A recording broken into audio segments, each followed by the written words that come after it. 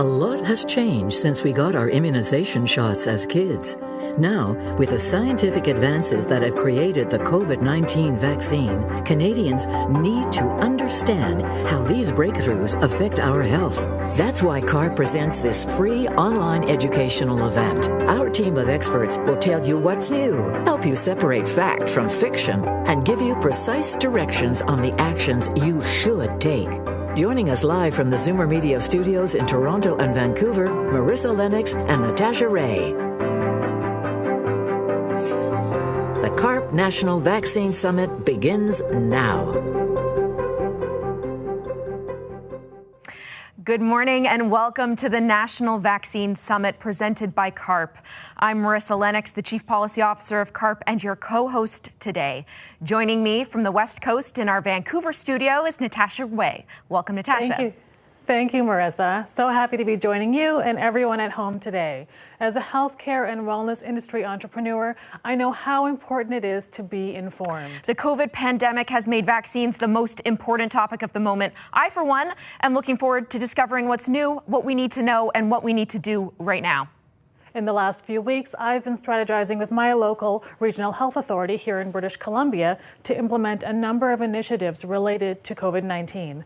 I'm also super eager to learn more today, especially as we are receiving so much late-breaking information regarding supply chains and distribution. In a sea of late-breaking news, conflicting information, fake news, myths, and opinions, we felt it was important to bring you this free half-day educational event on vaccines that you can enjoy from the comfort of your own home.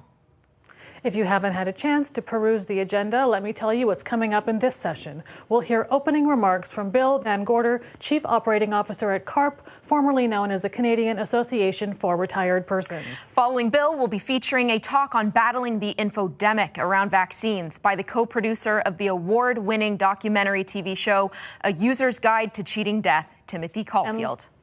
And later on, we'll learn about the role your pharmacist plays in immunizations and the status and history of vaccine production in Canada.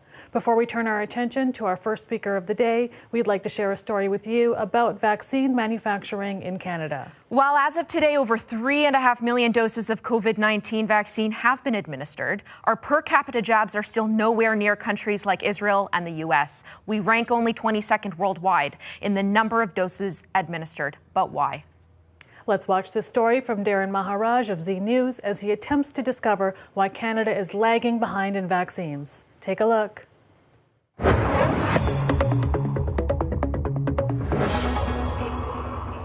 We've chosen to work on natural resources, oil and mining. We've got some manufacturing. We have no pharma at all, and this is the price you pay. Well, they should have been able to make some here in Canada, I would think, and everything would have went more smooth, I think, you know. This problem started a long, long time ago with defunding or taking away incentives for pharmaceutical companies to be here.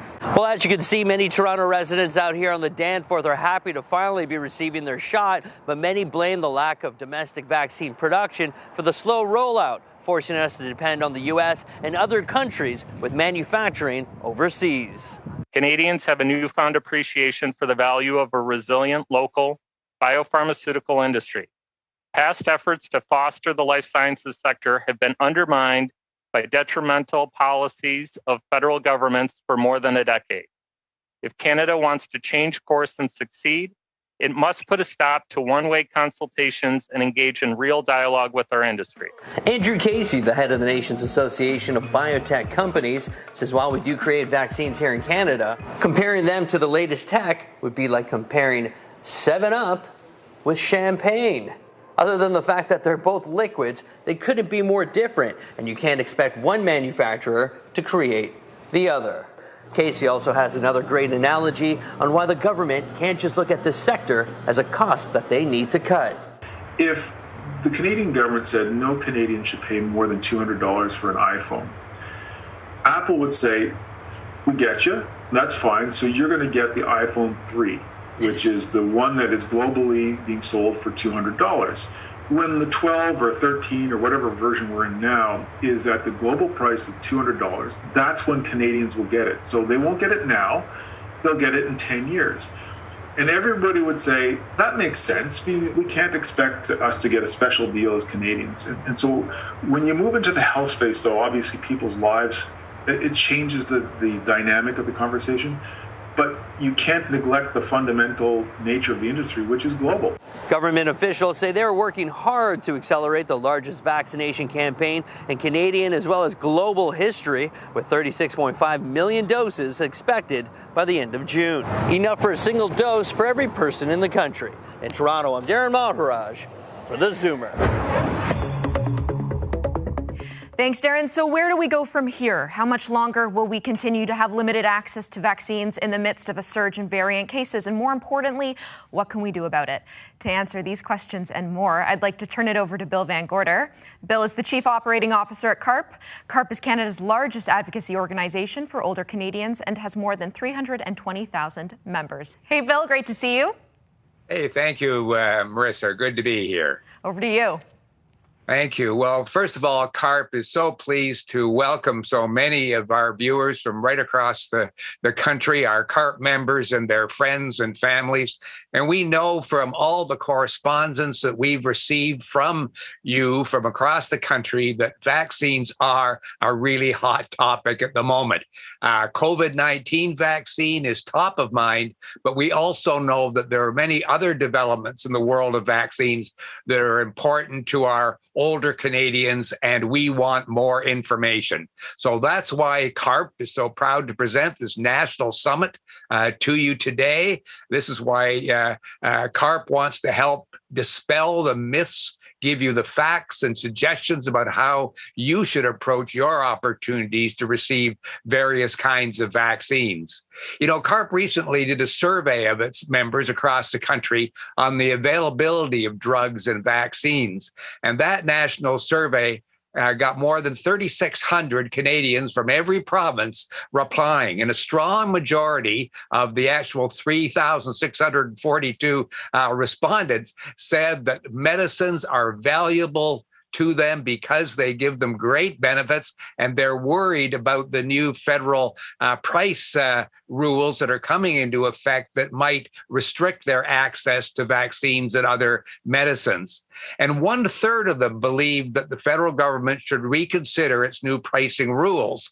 And they're concerned that vaccines and medicines being very worthwhile won't have the benefits to them that they can provide. 87% said that the new vaccines and medicines should come to Canada at the same time as other countries. We shouldn't have to wait for them. And 65% said if it was necessary to ease drug pricing rules to make that happen, then that's what they wanted to have happen. And they also said, about 25% of them, that if special rules had to be made for COVID vaccines, they wanted those rules to be changed now. They also, the survey gave the respondents an opportunity to write some of their thoughts and opinions. And one is that people feel really strongly that Canadians should have timely access to new medicines and vaccines. And others feel it's important that the same treatments should be paid for in every province and equally available across the country, no matter where you live. Your postal code shouldn't determine the level of health care that you get. In another C.A.R.P survey, we found that 83%, almost 84% of respondents said that adult vaccinations were extremely important, and 71% said that they don't feel Canadian seniors have enough information about adult vaccinations. And that's one of the reasons that we're prepared to present this summit today.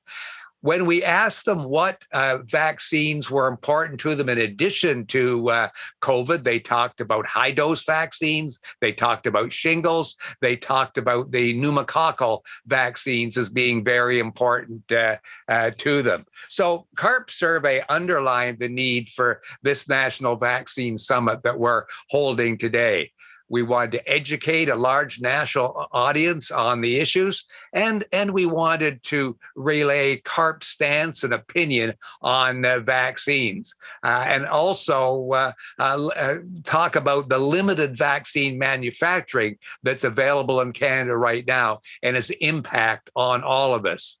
We want to give you the information and the tools regarding vaccines for preventable diseases. We want to talk about vaccine safety, vaccine effectiveness, and the benefits. When you're done today, C.A.R.P wants you to have the confidence both in the vaccines and your ability to communicate effectively with your family and your friends about vaccines. So today you're going to learn about how the COVID vaccines were able to be developed so quickly, about the questions that folks are asking about the very new vaccines. C.A.R.P believes that vaccines are well scrutinized, they're tested, they're safe, they're effective, and that the COVID-19 has made this upcoming flu season even more dangerous and unpredictable as ever. And we're counting on all Canadians to realize that we have to make sure that we've got the appropriate flu vaccines available for next fall so that we don't end up with a double pandemic at the same time. The best way, is to take control of your own health. Protecting both yourself and your loved ones, to keep up to date with your vaccinations against not only COVID, but also the other preventable diseases like flu, shingles, and pneumonia. And the older we get, the more likely we are to suffer severe consequences from getting sick, including the risk of heart attack, hospitalization, and even worse. In another survey, we found that 86% of C.A.R.P members agree that the same medication should be covered by all the provincial governments, and 48% told us that they don't have private prescription drug coverage, so they're counting on their province to look after them. And over half of the C.A.R.P members would find it very, very difficult to pay for the costs of vaccines if they weren't covered by their province.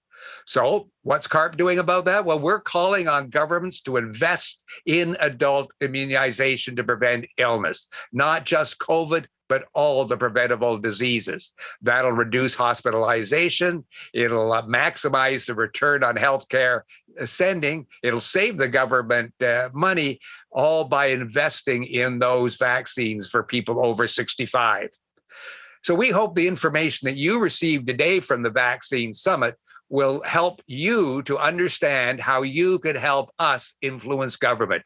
We can talk at this national level all we like about the things we want government to do, but it's only when you contact your local representatives, your MP, your MLA, your local municipal representatives, and tell them what you want, you as a voter, that's when they really listen. So we hope you'll take the information today from the Vaccine Summit, that it'll lead you to contact those elected officials in your riding, tell them you want them to invest in adult immunization and assure that all at-risk older adults get the coverage that they need. In fact, immunization saves more lives, more Canadian lives than any other form of health intervention, and it reduces the burden and strengthens our healthcare system. We also know that there are several best-in-class vaccinations that are available to people who are at risk. Older adults need to have that effective protection. And these, there's no secret what they are. The National Advisory Committee on Immunization outlines what they are, how they should be delivered. There's no magic to it. The provincial governments just have to follow what the national experts are saying should be done. So if we know all of this, it begs the question, why aren't governments across Canada fully funding these recommended vaccinations? They have the power to save lives. Why aren't they made easily accessible to seniors? Good questions for you to ask your local elected members. So once again, thank you for joining us today. We know that this means you agree that vaccination for COVID and other life-threatening diseases is vitally important to you and to everyone else, and that we have to have convenient and easy access to them. Please take what you hear today from our experts, repeat it to your friends, family, and neighbors, and help us underline the need for improved system of making sure vaccinations are available to all of those who require them. Thank you for tuning in, and enjoy the rest of C.A.R.P's day. Thank you, Bill. Thank you for setting the stage for today's summit. Our next speaker is a Canada Research Chair in Health Law and Policy, a professor in the Faculty of Law and the School of Public Health, and Research Director of the Health Law Institute at the University of Alberta.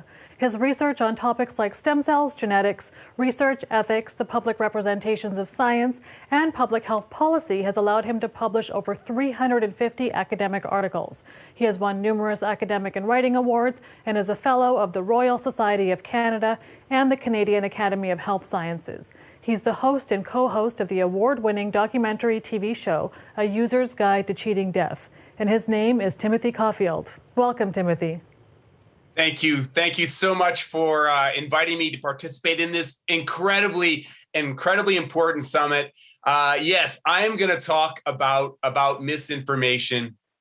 It is an incredibly difficult situation that we live in right now. There is misinformation absolutely everywhere. In fact, it's been called an infodemic, and it is an infodemic. We are permeated with misinformation from all these different sources. And you know what, you guys? It's stressing us out. It's really freaking us out. And evidence consistently tells us that this is actually the case. So what I want to do today is I want to talk to you about this misinformation. I want to talk to you about what we can do about it. And hopefully, I can energize everyone involved with this event to become part of the answer. There really is misinformation absolutely everywhere. There's been misinformation about COVID, the source of COVID, right? The idea that it's a bioweapon, or that it came from a comet. I don't know if you heard that one. There's been rumors that it was caused by 5G technology. There's all these crazy ideas about how to cure yourself. In fact, we've gone from 5G to drinking pee. Have you guys heard this one? Don't do this, by the way. No evidence this works. People are suggesting that if you drink your own pee, you can cure COVID. And of course, there has been so much misinformation about vaccines. The idea that vaccines will change your DNA. No, it won't. That it will cause infertility. No, it won't. But this kind of misinformation is having a real impact. Now, the good news, a growing number of Canadians recognize the problem of misinformation. Look at this number, 96%. This was a very recent survey done by StatCan that found that 96% of Canadians, understand that they see misinformation almost daily. This should be 100%, by the way. We're seeing that much misinformation out there. It is absolutely ridiculous. And what kind of misinformation do people is having an influence on individuals? Well, look at this number. This is one of my favorite examples of how absurd it has gotten. 28%. What is that?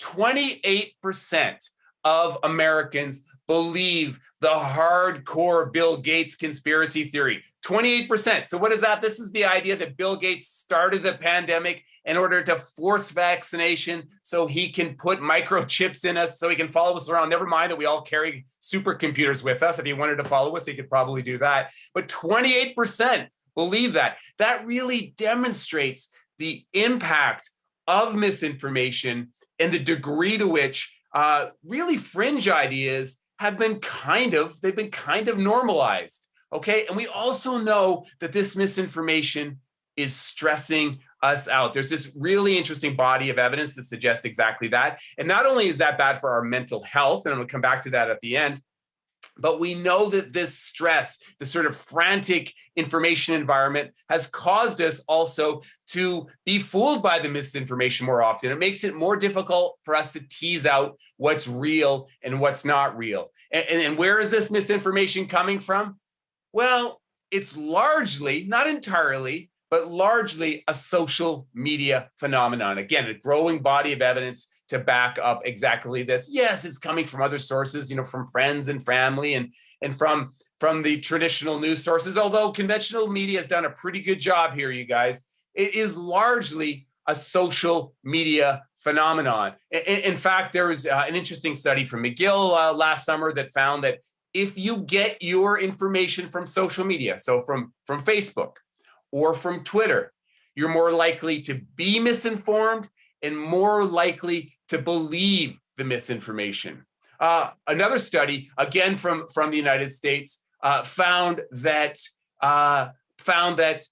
if you get your information from Facebook, you're more likely to misinformed. They looked at over 7,000 bits of misinformation, kind of traced back the history, and found that over 4,000 of them had as their source Facebook. Think about that the next time your crazy relative sends you something from Facebook. And look at this number, 37.9%. So this was a really interesting study from Cornell University. And these researchers looked at over 1 million bits of misinformation, 1.1, I believe. And they found that 37.9% of all of that misinformation had some connection to the former, I love saying former, the former President Trump. Isn't that incredible? And that's really important because that reminds us that yes, prominent individuals can play a really significant role here, but also it's us spreading it, right? It's us spreading the misinformation. So we have to figure out how to stop that. Do you see this number down here? This one's really depressing for me. This study also found that of all those bits of misinformation, so over 1 million, only 16.4% of it was fact-checked, was debunked, was corrected. We got to do better than that, you guys. We got to get out there. We got to do more debunking. And of course, this is having an adverse impact on vaccination uptake. You know, we've been following this very, very closely at the Institute, and the Canadians' acceptance of vaccination, intention to vaccinate, has kind of gone on an interesting ride. A year ago, when people were just talking about a hypothetical vaccine, intention to vaccinate was super high. And that just kind of deteriorated over the year, almost entirely, I think, because of misinformation. Now we're seeing it go up again. It's going up really nicely. And I think that's two things. It's the great science, incredible science around these vaccines. But also I think it's good science communication, but we need more of it, you guys. The data still isn't great. We need more Canadians to be excited about getting vaccinated. And in fact, there's an interesting study from the UK that found that over 6% of that hesitancy, and that sounds like a little amount, but it's not, it's huge. Over 6% of that hesitancy is caused by the current spreading of misinformation. And the other fascinating phenomenon that's happening, you guys, is increasingly, this misinformation is about ideology. You know, that you hear words like consent and liberty and choice, all intuitively appealing ideas, but people that are pushing misinformation, especially around vaccines, will use that in order to slide in bad science. So be wary of that. Is this really an ideological push, or is this something that is grounded in science? Okay, so all this misinformation out there doing real harm, causing hospitalizations, it's causing deaths, you guys. It's leading to more stigma and discrimination. It is having an adverse impact on health and science policy. And it's just adding to this chaotic information environment. It is making it more difficult to tease out what's real and what's not real. So what can we do about it? How can we respond? What's the answer? Well, the good news, you guys, debunking works. It works. So let's get out there. And use good science to counter the baloney. So what is good science? You know, how do you do this? Well, you go to trusted sources. You talk about the body of evidence. You go to the World Health Organization and PHAC and the CDC. And the other thing that you do, this is so important, is you highlight the rhetorical tricks that are used to push the misinformation. So good science, right? Good science, and highlight the rhetorical tricks, the leaps in logic that are used to push the misinformation. You do that, you can have a real impact. The other thing you should do, you guys, is be nice. Sometimes that can be hard. But here's some other things I want you guys to think about. I want you guys to think, just be aware of the impact of this misinformation. Be aware of all the things that I've just talked about. And research tells us if you do that, you can have an impact. The other thing you want to do is you want to adopt critical thinking skills. This sounds scary, but it really is very simple. Just ask yourself things like this. What kind of evidence was it? Was it just a testimonial, or is it based on a trustworthy body of evidence? And then to always ask yourself, are they selling something? Are they selling a product? Are they selling an ideology? Are they selling a brand? You do those things. Be aware of the problem. Try to implement critical thinking skills. And the other thing that's so important, you guys, always think about the science-informed basics. Think about the big picture. Don't get pulled into the vortex of conflicting details. Think about the big picture. And when we're talking about vaccines work. They are like, the current vaccines are like the moon landing. The evidence is incredible. The science is so incredible. That's the big picture. Don't get pulled into the details. And I think one of the most important things you can do, you guys, is you can pause.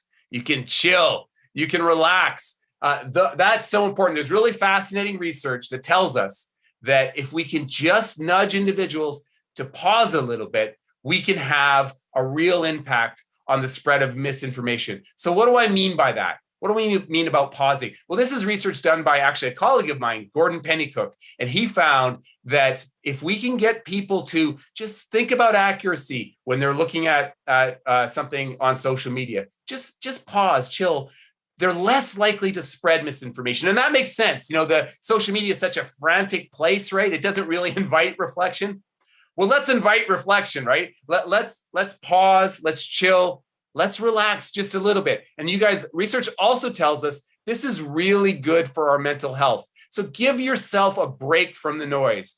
And lastly, you guys, last thing I want to say, it's so important to go to those trusted voices, those trusted sources. And I've got a resource for you right now that can help. It's called Science Up First, #ScienceUpFirst.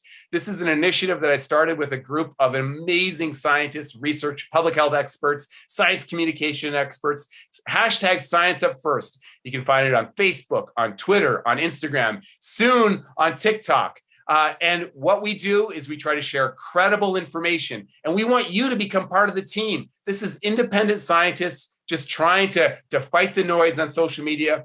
Come on, join the team and help us. #ScienceUpFirst. And I'm going to end there. I'm going to end there with a big thank you to C.A.R.P to have the opportunity to talk about this really, really important topic. And I want to end with my two favorite words, you guys. Go science. Go science. All right. Thanks so much, Timothy. Now, before you go, I have a question for you. Would you consider the daily and often inconsistent news we've been receiving around AstraZeneca, that vaccine, an infodemic? Yeah, that's a great question. You know what? I think it's better to categorize that as a good example of how difficult science communication can be. I think AstraZeneca, and to some degree, some of the public health officials have not done a great job communicating the science. This goes back to what I said about big picture, because big picture, if you look at the data, if you look at the safety data, it's impressive. It's impressive, but we got pulled into this conflicting information about some of the details. Yeah. So look, the data that we have now is really impressive. And even just today, we've got more comforting information about AstraZeneca. But the big picture about all the vaccines, this is really good news, you guys, is they're all very impressive. They're all very impressive, both from an efficacy perspective and also from a safety perspective. All right. Well, thank you so much for your time, Timothy. Our next guest, John PAPASTERGIU. He's our next guest. He's an owner and operator of 4 Shoppers Drug Mart locations, a pharmacist, an assistant professor, and internationally recognized speaker and author. Most recently, John implemented one of the first frontline community pharmacist-directed pharmacogenomics clinics in Canada and has lots of experience in supporting the immunization of adults. He's speaking with us today about the role of your pharmacist plays when it comes to vaccines. Welcome, John. Thanks for having me, and thanks for that introduction. Thanks for being here. Good. The last speaker, spoke about trusted information and trusted information sources. And when I think about the most trusted source of information, really it is your community pharmacist. And that doesn't come from me. It comes from surveys that happen all the time. We're more trusted than the family physicians and the firemen and the policemen. So if you take one thing home today, it's if you have a question about immunization, about vaccination, about safety, efficacy of these vaccines, go in and talk to your pharmacist. They're there to help. But what I'm here to do today is speak a little bit about why immunization is important. Then we'll learn a little bit about the role of the pharmacist and what they can do to help you get immunized and make sure you're up to date with respect to your immunizations. And then we'll review some opportunities, some low-hanging fruit for seniors where, you may have not received these vaccines, and they're probably vaccines that you should already have. And finally, I'll discuss a couple of common examples that we commonly see missed and that are very, very, very important. But I am first and foremost a frontline community pharmacist. I own 4 stores here in Greektown, and we've been very, very busy vaccinating over the last couple of weeks. We're not going to talk entirely about COVID, but we'll be remiss if we don't speak about it a little bit. So we've started the campaign. Your community pharmacies will soon be offering COVID vaccination to more and more patients, and particularly high-risk senior patients. Go in again and speak to your pharmacist about that. The scope of pharmacy practice is changing actually very, very quickly across Canada. When I started practicing, this entire grid was red. We didn't do much more than make sure patients were getting the right prescriptions and there to answer questions. Now that scope has evolved very, very quickly. If you see Alberta, it's the gold standard. That's where pharmacists have the ability to do everything, including initiate prescriptions, write prescriptions, do lab testing and whatnot. We're not there yet in Ontario, but we're getting there, I think, very, very shortly. But we have made huge moves with respect to access to vaccines and immunization in community pharmacy. So it started with flu, that's evolved, and we'll speak a little bit about what that means for patients in Ontario. And why is this all important? I think the key here, we're in a universal healthcare system. When I go all over the world speaking about our healthcare system, and people love it, they think it's great, but the one challenge we have is access to care. And if you look at the numbers, they're not great. 1 in 5 Canadians say they wait over 7 days to see their family doctor. At the emergency room, 1 in 3 Canadians say they wait over 4 hours. And then to see a specialist, half of us report waiting over 4 weeks. So although we have a great universal system, access to care when you need it can be a challenge. And that's why we're looking at other opportunities and other specialties to help with that access to care. And one of those areas that makes total sense is the community pharmacist. They're well-trained.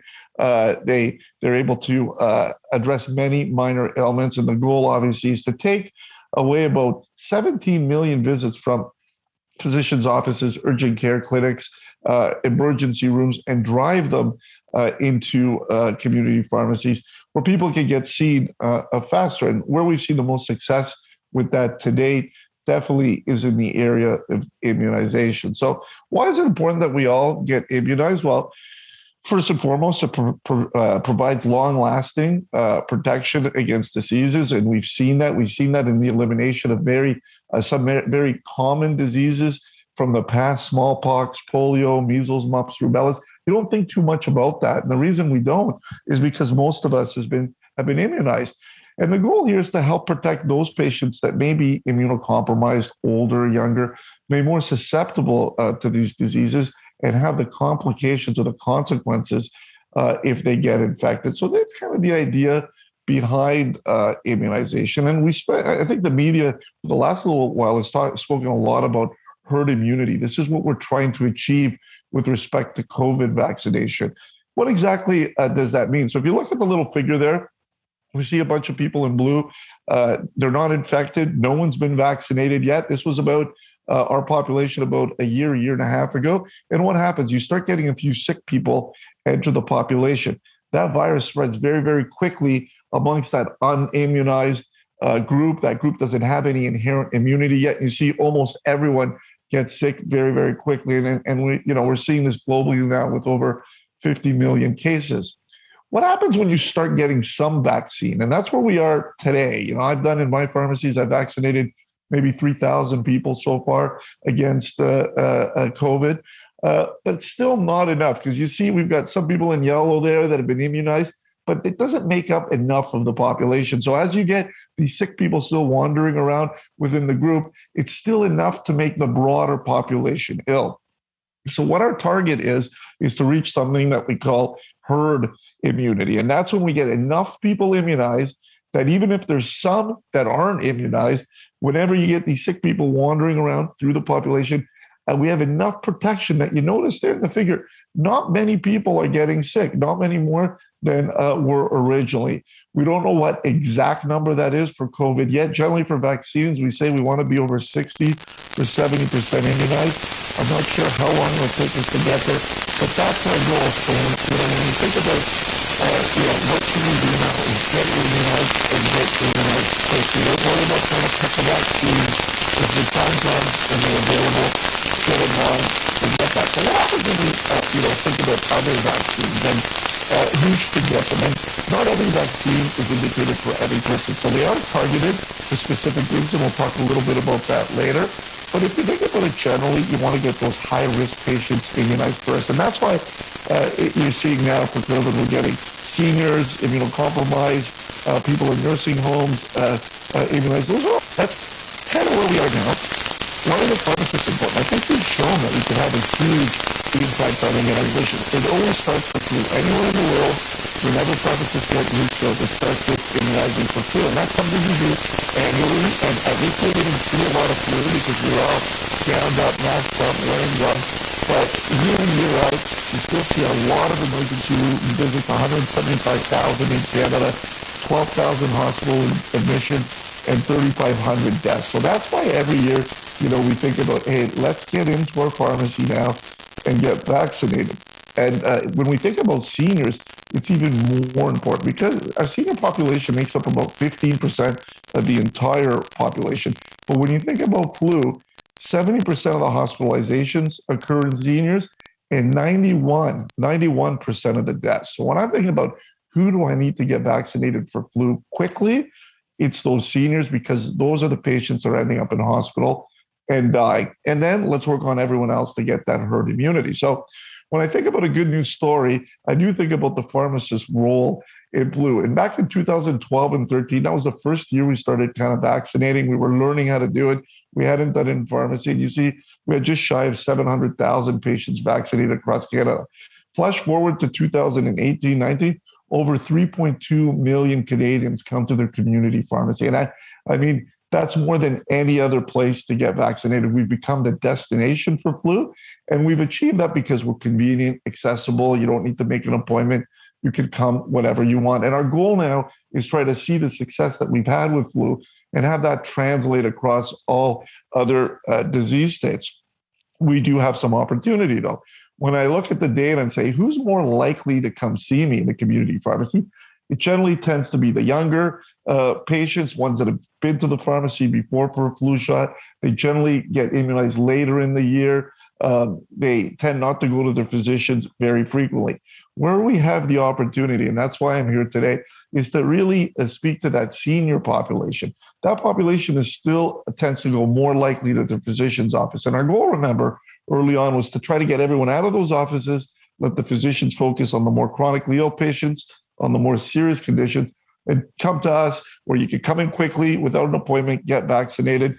Generally, these patients are more chronically ill, so we want to get them earlier, and they tend to get vaccinated earlier. So there is still an opportunity there for us. And why does it exist? When we ask the patients, we actually published this paper, we asked them in our pharmacies, a third of them said, I didn't even know pharmacists can vaccinate. I think that kind of knowledge is getting out there slowly, but it's still an opportunity. When I ask them, what's the main reason you hadn't gone to your pharmacist? They did not know. They were most likely used to getting it from their doctor or nurse. They found it more convenient to go to the doctor or nurse. Maybe they were already going there because of some other chronic illness. But look at this. And when we think about vaccine hesitancy, 42% say they did not want or need a flu shot. And we see similar numbers like that in other disease states. And that's really the nut we've got to crack. And it's not going to be easy. Changes that might increase your willingness to go to a pharmacist. Look at this. Well, more promotion, more hours, 34%. Nothing you can do will get me to get a flu shot. And I'm worried that this data is going to translate over to COVID vaccination as well. So we've got to, like the last speaker said, get the word out there, debunk that bad information, and get everyone vaccinated. So we've seen now, subsequent to flu, all these other vaccines become available in community pharmacies in Ontario, travel vaccines, vaccines for pneumococcal disease. We've seen shingles vaccine become available, and more recently, COVID vaccine as well. So we should be kind of the first destination for this. When I think about low-hanging fruits in our senior population, I really do think about pneumococcal vaccination. What is pneumococcal disease? Well, it's a bacteria, generally ends up in your nose. You may be carrying it from somewhere, but it has the ability to get into your lungs. It causes pneumococcal pneumonia. In a worst case, it disseminates, it gets into your blood, it could cause sepsis, which is very, very serious, or into your brain and cause pneumococcal meningitis. Very, very, very serious. Up to 77% of patients that get this pneumonia will require hospitalization. Rates are much, much higher. Hospitalization rates are much, much higher in our senior population, in patients aged over 65. And then look at this, 12% of patients with pneumococcal pneumonia are going to die. We spend a lot of time speaking about COVID and the impact of that, but this death rate is very, very high, and there's a vaccine out there. There's something we could do about it. So that's really one of the other big messages I want to make sure you take home today. If you haven't been vaccinated against pneumococcal disease, go talk to your pharmacist, go talk to your physician. And the rates remain pretty low. If you look on the graph on the right there, which is patients aged 65 years of age or older. Remember I said we try to target around 80% as kind of our threshold. Let's get 80% of patients covered. For flu, seniors sit about 67%. Look at pneumococcal disease, 36%. Guys, this is a vaccine that's available. You can get it from your pharmacist. You can get it from your physician's office. Less than 40% are vaccinated. And remember, 12% will die. So this is the one message I want you to take home. Go in, talk to your pharmacist, and ask if you've been vaccinated. And if you haven't, get vaccinated. This is a busy graph. I use it for physician and pharmacist audiences, but it tells you an interesting message here. If you're a senior, and that's in green, and you have another comorbidity, if you have high blood pressure, COPD, some other lung disease, diabetes, your risk of pneumococcal pneumonia grows exponentially. You can see that in those green bars, how much higher they are. So your risk was pretty high as you get older, and now it's getting a lot higher. And many of our seniors have these other comorbidities. So another very, very good reason to get vaccinated. So what do? There's two vaccines. I'm not going to spend a lot of time around the science of the vaccines. I'll tell you they both work, but I'll also tell you it's important that you get both of them. The older vaccine is called Pneumovax. Your physician has access to that and has probably given it to you in the past. The newer vaccine is called Prevnar 13. So there's two vaccines. The ideal scenario here is to get the newer one first. That's the Prevnar 13. If you've never been vaccinated, the recommendation will be get that one first. And then 8 weeks later, you'll get the Pneumovax. The challenge is many of you may have already been vaccinated against pneumococcal disease with the older vaccine. So in that scenario, we wait a year. After that year, we still strongly recommend you get the newer conjugate vaccine called Prevnar 13. So remember that. If you haven't had Prevnar 13, you may have had one vaccine, ask about getting the second one. Your chances of getting disseminated disease and pneumococcal pneumonia become exponentially less if you get both vaccines. We're dealing with a newer technology that works much, much better. Other low-hanging fruit, and the last one I'm going to talk about is shingles. And we hear people speaking about this very, very often. Most of us will have had chicken pox when we were kids. that virus doesn't really disappear. You get chickenpox, you get protected against it with your antibodies, but it kind of lays dormant. It hides out in your nerve ganglion. And as you get older, and as your immune system starts to wane, and that's a normal part of the aging process, or you become immunocompromised for whatever reason, this virus reawakens. It wakes up, but it doesn't cause chickenpox. It causes a case of something called shingles. And I'll explain a little bit more about what that is, but many of you would have heard about it. 130,000 cases of this a year in Canada. The reason we worry about it is about 17,000 of these patients, as the shingles resolves, and shingles can be very painful, itchy, it's a blistering type thing, they remain with something called post-herpetic neuralgia. It's a neuropathic pain syndrome that can dramatically impact your quality of life and can last for months and months and even years. It can be extremely debilitating. And if you look at the graph there, it doesn't matter what province you're in, as you hit 50, your risk for having this goes up. 1 in 3 Canadians will get shingles by the time they're 70-ish, about 50% by the time they're 85. So we really want to make sure we vaccinate against this disease because of the long-term consequences. And the biggest risk factor there is advancing age, but you can also have other risk factors, patients that have had cancer, on chemotherapy, on other immunosuppressive therapies, things like prednisone for rheumatoid arthritis. These are commonly managed conditions, but the therapies themselves could put you at increased risk. So another kind of complex graph here, but all it's saying is as you get older and your immunity starts to wane, if you don't get that vaccine, 50% chance by the time you're 80 that you're going to get a course of shingles. And what shingles looks like is this, is not nice. It's a rash that can be very painful, very itchy. Your clothes, even simply touching it, can be extremely painful. Look at that first lady there. She's got it in her eye. That could cause blindness. So this is not an inert rash. It's very, very serious. Can hit multiple places in patients. And like I mentioned, affects a lot of patients down the line because of this post-herpetic neuralgia. It's the most common complication. It's a neuropathic pain syndrome. And when you ask patients on a scale of 1 to 10 how bad their pain is, it's always over 7, I find, if they have this pain syndrome. So let's get you vaccinated. Let's try to prevent the complications. We have a vaccine. It's a 2-dose vaccine. It's called Shingrix. You take a dose now. You take a second dose anywhere between 2 and 6 months. And that's it. If you haven't had it, ask your pharmacist. Look at how well it works. And again, 92% efficacious. There's not a vaccine that we have on the market that works this well. It's pretty much eradicated post-herpetic neuralgia, the chronic pain syndrome, and pretty much the incidence of shingles approaches 0 if you've been vaccinated. So it's a good vaccine, but some of you may have been vaccinated with an older one called Zostavax, and we'll talk a little bit about what you have to do if that's the case. So anyone over 50, I'd strongly recommend you get vaccinated. Talk to your pharmacist or your physician. If you've been vaccinated with the older vaccine, the evidence suggests you should get the newer one. You just got to wait a year. And by this point, it's been a year. So get vaccinated with Shingrix. If you've had an episode of shingles in the past, people assume they're protected for life.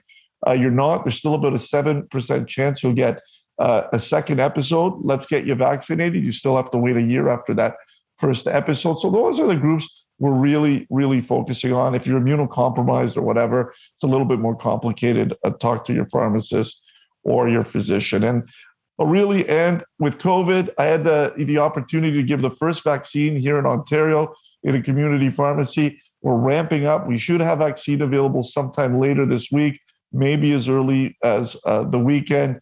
Try to make an appointment. We're trying to do it all online to contain the masses. I had lineups going 3 hours the first day. We try to avoid that as we move into the mass vaccination campaign. But your community pharmacist is there for you. I think we'll be able to do a lot of great work and get many patients vaccinated quickly. And with that, I'll end. I think I did it right on time. Thank you for having me here today, everyone. Thank you, John, but don't go anywhere just yet. I have a follow-up question. So people are finding that they're still getting the COVID virus after they have a vaccination, and we've seen a number of media reports that have focused on this. So can you speak a little bit to that? Yeah, that's a great question. And, the data is it's still a little bit early to say. Is it possible to get reinfected? Absolutely. And we saw reinfection with COVID in patients that had COVID already. And that's because we have different viral strains that are now circulating. When these studies were first done, we had one, the initial strain. Now we have, I think, more than 5 that are kind of circulating and some becoming more common than others. The reality is, if you get vaccinated and you get COVID a second time, your chances of getting hospitalized or dying are going to be very, very close to zero. You still can get the infection, but the vaccine is still preventing you from ending up in hospital or dying. And that's really what we're worried about. If it's a more attenuated disease course, that's okay, but we want to prevent those deaths. Thank you. And my follow-up, sorry, I just had one more question. Are they going to administer other vaccines like Pfizer and Moderna in pharmacies as well? We hope so. They've started in Alberta where they've got Pfizer vaccine available. I think right now it depends entirely on the supply, and the supply is starting to steady. I know we have a big chunk of AstraZeneca vaccine coming in from the US, and that's what we're waiting for right now. So we should be giving those doses first. I anticipate as vaccine becomes available, we'll be able to do any of them. It's really just storage and how fast you have to move through it. But beyond that, we should be able to do whatever's available. Thank you, John. Marissa, over to you. I think I cut you off there. Sorry about that. No, I mean, I was just going to ask the same question. So obviously you and I had the same thought there, Natasha. But let me just say, I loved John's presentation so much. And one thing that struck me about his presentation was that when they'd done surveying, they found that older adults tended to prefer to go to a physician's office to get vaccines. And I can tell you, we almost saw the reverse. In C.A.R.P surveying, what we found was that older adults would prefer to go to a pharmacy. And that's because of the ease of it and the fear of having to go to a doctor's office where people may or may not be sick. So it just really reinforces or underscores the need for pharmacists to have the freedom to administer vaccines to older adults, don't you think? Very true, Marissa. As you know, pharmacists have always played a role in healthcare for Canadians. So that's roles in vaccinations, whether it's going for your flu or your travel vaccines. This is where community members feel they can go, and it's a trusted place. So pharmacist immunizations are both cost-effective and readily available almost everywhere around the world. Absolutely. Pharmacists are the natural choice, as I said, as advocates, educators, as well as qualified providers of vaccinations. And not to mention, they have a significant role to play in promoting and supporting the uptake of vaccines, like John said. Well, coming up, we have NATHALIE Landry, Vice President of Scientific and Medical Affairs at Medicago Inc. You may be interested to learn that as of a few days ago, Medicago, along with GSK, was approved to start the Phase 3 portion of their vaccine trial and will also be studying a vaccine candidate to address the emergent COVID-19 variants. Speaking on the topic of vaccine manufacturing in Canada, let's welcome NATHALIE Landry. Welcome, NATHALIE. Really a pleasure to be with you today. And I've been asked to discuss a bit about manufacturing capacity in Canada. And I'm here to tell you a bit about Medicago. So don't worry if you're not fully aware of what Medicago is, but the thing I want to convey to you is that Medicago is a Canadian innovation. So this is a technology that was born in Canada. This is a spin-off from Agri-Food Canada. So this is a branch of the government, and Laval University in Quebec, who developed a technology to produce vaccine and therapeutic implants. So this is really something that was born and raised in Canada. And if you think of developing a new manufacturing technology, there's a lot that goes into it. And the people who founded the company had a very good idea. And I would say probably a bit of naivety. This is one thing to have a technology. This is another thing to bring it to a scale and produce vaccine at a commercial scale. And there was a long journey ahead of us. So the company was founded and started activity around 2000.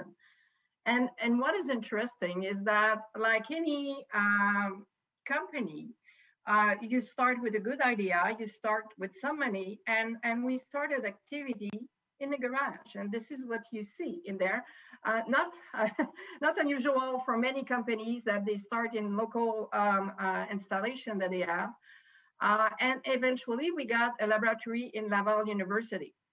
So this is really where the journey begins about developing a technology that can provide vaccine doses to the Canadian population in the context of a pandemic. What you see on the next picture is the first plant species that we have used to produce vaccine. So again, our technology is innovative. We use plants to produce vaccine. And the first plant was alfalfa. And that's the name Medicago. So for those who are wondering what Medicago means, it's not a combination between medical and go-go. It's really the name, the Latin name of the plant you're seeing on the screen. So alfalfa was the first plant species we've used to produce vaccine and therapeutics. And we have used these plants for several years. Very good plant, can produce very high amount of vaccine, but would take 1 to 2 years before starting any production. So it was not very, very competitive. So we had to change the technology eventually and change the plant species. What you're seeing right now is a picture of the greenhouses we have in North Carolina, and you see the plant species that we're currently using. This is Nicotiana bentamiana. So we had to adapt the technology, and we had to adapt all the manufacturing steps to produce at a larger scale. So we started with the first manufacturing facility. You see our pilot plant in Quebec. So this is a facility that is currently producing COVID-19 vaccine doses in Quebec, and that was our first facility. The other thing that is unique about using plants to produce vaccine is that we produce a product that is called virus-like particles. What does that mean? So you see a rendering of what it is. So it's a vaccine that will look alike as a virus, but is non-infectious. So there's no way you can get infected by that vaccine or get the disease. But your body will see that as an invader and will raise a very good immune response. So virus-like particle is also an innovation due to the plant species that we are using. So this is a unique attribute. And again, we developed the new technology and the VLP around the 2009 H1N1 pandemic. I'm sure many of you will remember that pandemic. And therefore, because of pandemic preparedness, we got some money from the Department of Defense in the US to build a larger scale manufacturing facility that you see on the slide. This is the facility that we have in North Carolina in the US. And that facility is also producing currently vaccine doses for COVID-19 vaccine.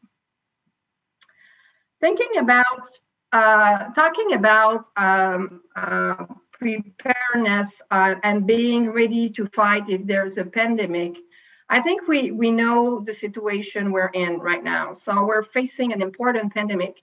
You see on that slide 120 million cases of COVID-19 worldwide, and unfortunately 2.6 million deaths. So this is certainly something that is very serious, and we need to be prepared to have a lot of vaccine doses to be produced very quickly. But is it an unusual situation? So I hope you can see, it's a bit small on the slide, but this is the history of pandemic over the human race, what is known, and this is a picture that I took from a study done by Johns Hopkins that is highlighting the different pandemic we have seen over decades and centuries. And there were some pandemic that were very bad, you see, and the bigger the bubble you see on the screen, the highest the death rate. So you have the Black Death that was due to plague. That was many years ago. 200 million people were wiped out of the planet. And of course, we're talking of a moment where there was no vaccine at all. If we go, you see the green bubble is about the Spanish flu. So Spanish flu was around 1918. And this is an influenza pandemic that caused 40 to 50 million deaths.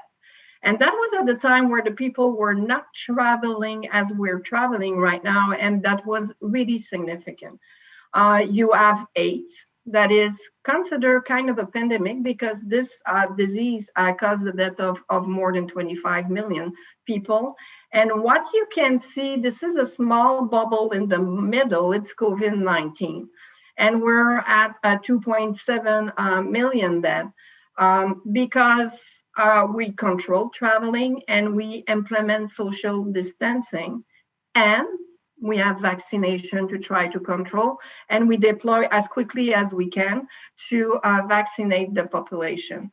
What I want to convey as a message with that slide is pandemic is not, it's an unusual event, but there were many pandemics in the past, and there will be in the future. So that's for sure. We need to be prepared and be ready to vaccinate people if we don't want to get into confinement and restriction like we have been for the last year. That's an obvious. So coming back to what Medicago is doing right now for COVID-19, you have seen in the opening remarks that we are currently in phase 3 with our vaccine. So this phase 3 will demonstrate that the product is effective.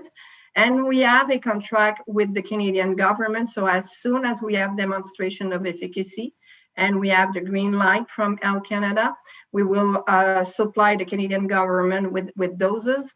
And therefore, this vaccine will be available to the Canadian population. As mentioned as well, we are preparing for emerging variants in case we need to change the vaccine strain or we need to administer a booster dose. So we are engaging in that. And both the Quebec facility and the facility in North Carolina are able to produce million doses. So we're actively engaged into producing that material to protect the Canadians. And not only that, we are investing in the future. What you're seeing right now is our large-scale manufacturing facility that we are building in Quebec. So it looks pretty much complete, but we are currently installing the production lines. And this is a facility when we'll be starting production that will be able to produce 1 billion doses of vaccine. So of course, this is a facility that will be able to support the requirement or the needs of the Canadian population, but also will be able to supply other countries.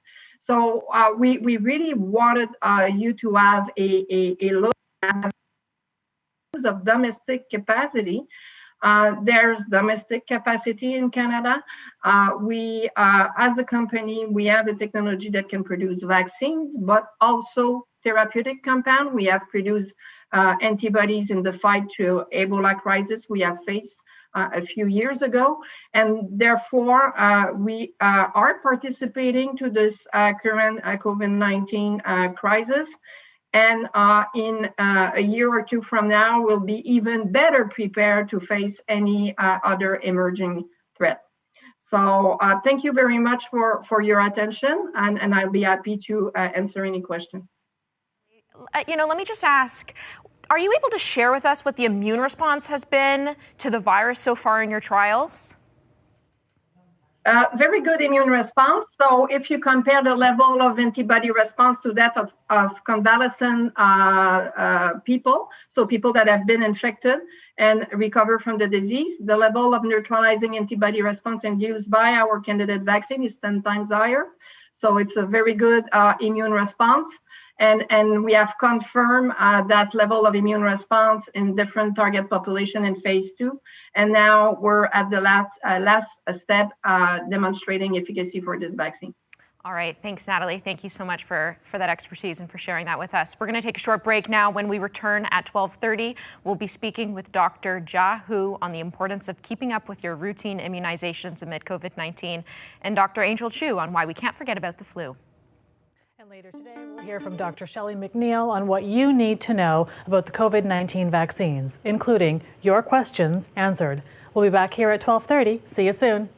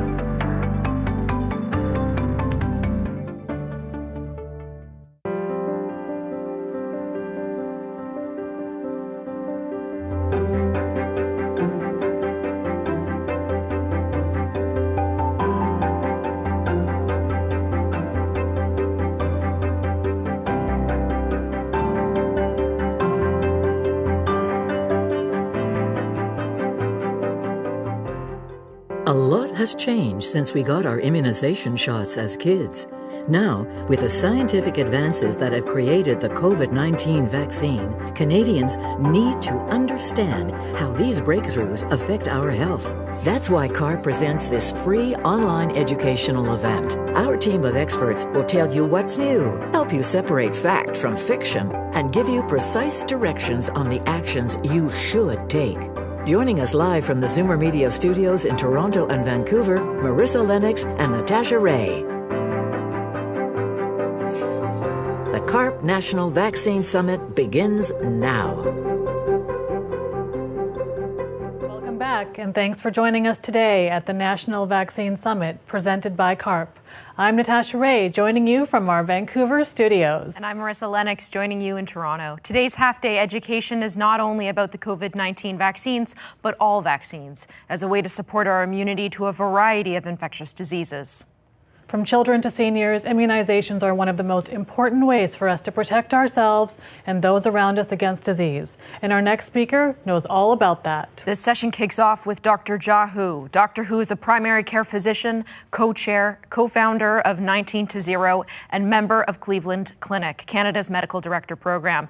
He is currently a medical officer of health at Alberta Health Services, where he's played an important role in many aspects of the COVID-19 pandemic, including scaling up of testing and contact tracing, development of the mobile contact tracing app, assisting organizations with COVID-19 preparedness and reopening, and engaging in risk communications. Dr. Hu, it's a pleasure to welcome you. Dr. Hu, can you hear me? We're having some small technical difficulties. Dr. Hu, can you hear me there? All right, just hang tight while we try to get Dr. Hu. All right, Natasha, well, while we try to get Dr. Hu's microphone working, what have you... Doctor, there we go. Sorry, I was just on mute before. There we go. Hey, Dr. Hu, thanks for being here. Oh, yeah, thanks for having me. The difficulties with working in the COVID era and everything being remote. Yeah. All right, well, over to you. Okay. All right. So I guess I'll just give my presentation. I believe Wes is going to drive it.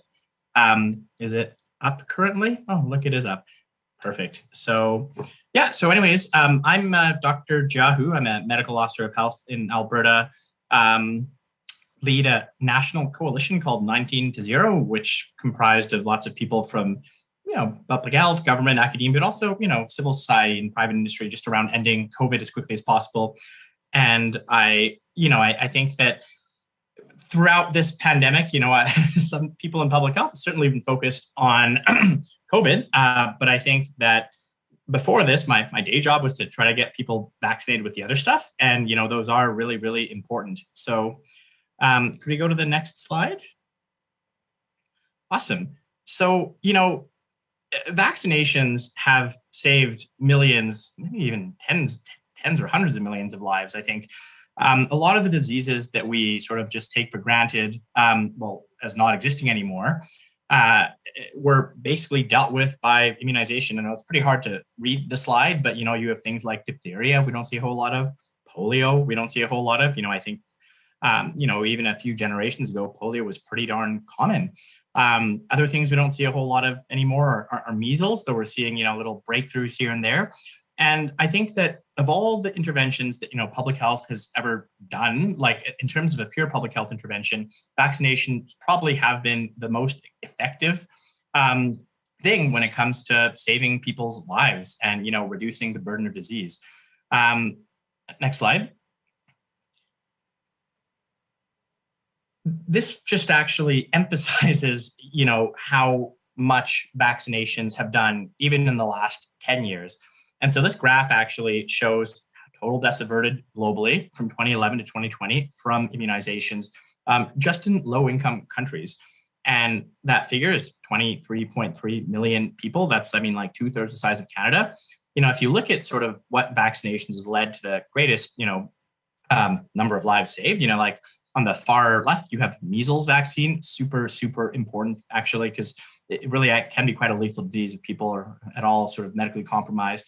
But a lot of the other things there are things that we consider part of our routine program. So hepatitis B is on the list with 5 million deaths averted. There's a pneumonia vaccines with almost 2 million deaths averted. Human papillomavirus vaccine, which I'll talk about a bit later, but that's the thing that can prevent, cervical, anal, or pharyngeal cancer. And I think that, they're sort of like these like unsung heroes of a society in a way. But I think what we're seeing now is a shift, actually, not in the right direction when it comes to immunizations. So could you go to the next slide? Awesome. So, I think people obviously have now certainly heard of this notion of vaccine hesitancy, which, I'll broadly define as, people who are a little bit reluctant or, outright don't want immunizations. And I think that in many ways has been driven by the success of immunizations, right? So, with things like, we had a lot of people dying around us with polio, people with iron lungs, which was pretty common in the 50s and 60s, people would be a bit more concerned about these infectious diseases. We don't really see them anymore. And so this graph actually just shows just coverage of a vaccine called the measles, mumps, rubella vaccine. It's a 3-in-1 in the United Kingdom. And basically, their coverage rates were like pretty good, 90%, pretty similar to Canada's. And in the late 90s, there was a paper that was published by a fellow named Wakefield and his gang. And this paper, completely debunked now, basically asserted that MMR was associated with this vaccine, was associated with autism and might even cause autism. Vaccines do not cause autism, just to be clear. But what that led to was almost a 10 percentage point decline in coverage for that vaccine in the United Kingdom, and we didn't see a recovery in the UK for about 15 years. It wasn't until like the 2010s that it came back. And what that led to was a whole series of measles outbreaks and mumps outbreaks and even rubella outbreaks in the United Kingdom. And I think that while people have always sort of had concerns about vaccinations in a way, like ever since the first vaccine was given, it was a little vaccine against smallpox many, many centuries ago. I think over the last few decades, it's really come a bit more to the fore. And I think that has been linked to notions of, like maybe not trusting science as much, this idea that we shouldn't put chemicals into our body. I think that has driven a lot of vaccine hesitancy, maybe not as stark prior to COVID as what we saw in the UK, but certainly there are a reasonable size contingent of anti-vaxxers in Canada. Next slide, please. And now we are facing, certainly the greatest public health crisis of the last century, possibly, one of the greatest societal crises maybe since the Second World War, and that's the COVID pandemic. And, this pandemic has, hundreds of millions of people have gotten COVID, like millions and millions of people have died around the world. And we're very lucky that, in the late fall, late winter, we had, news around these vaccines that were up to 95% effective.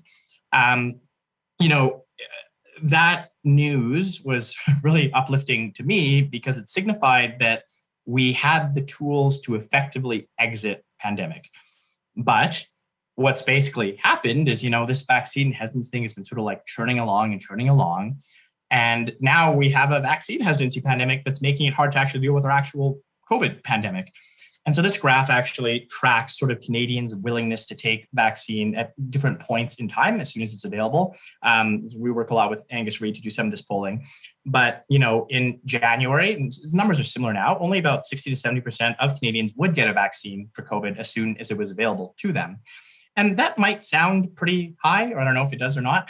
But, realistically, with what we know now about COVID, I think that people like Dr. Fauci are saying we need vaccine uptake of probably at least 85%, maybe even higher if we are to achieve herd immunity.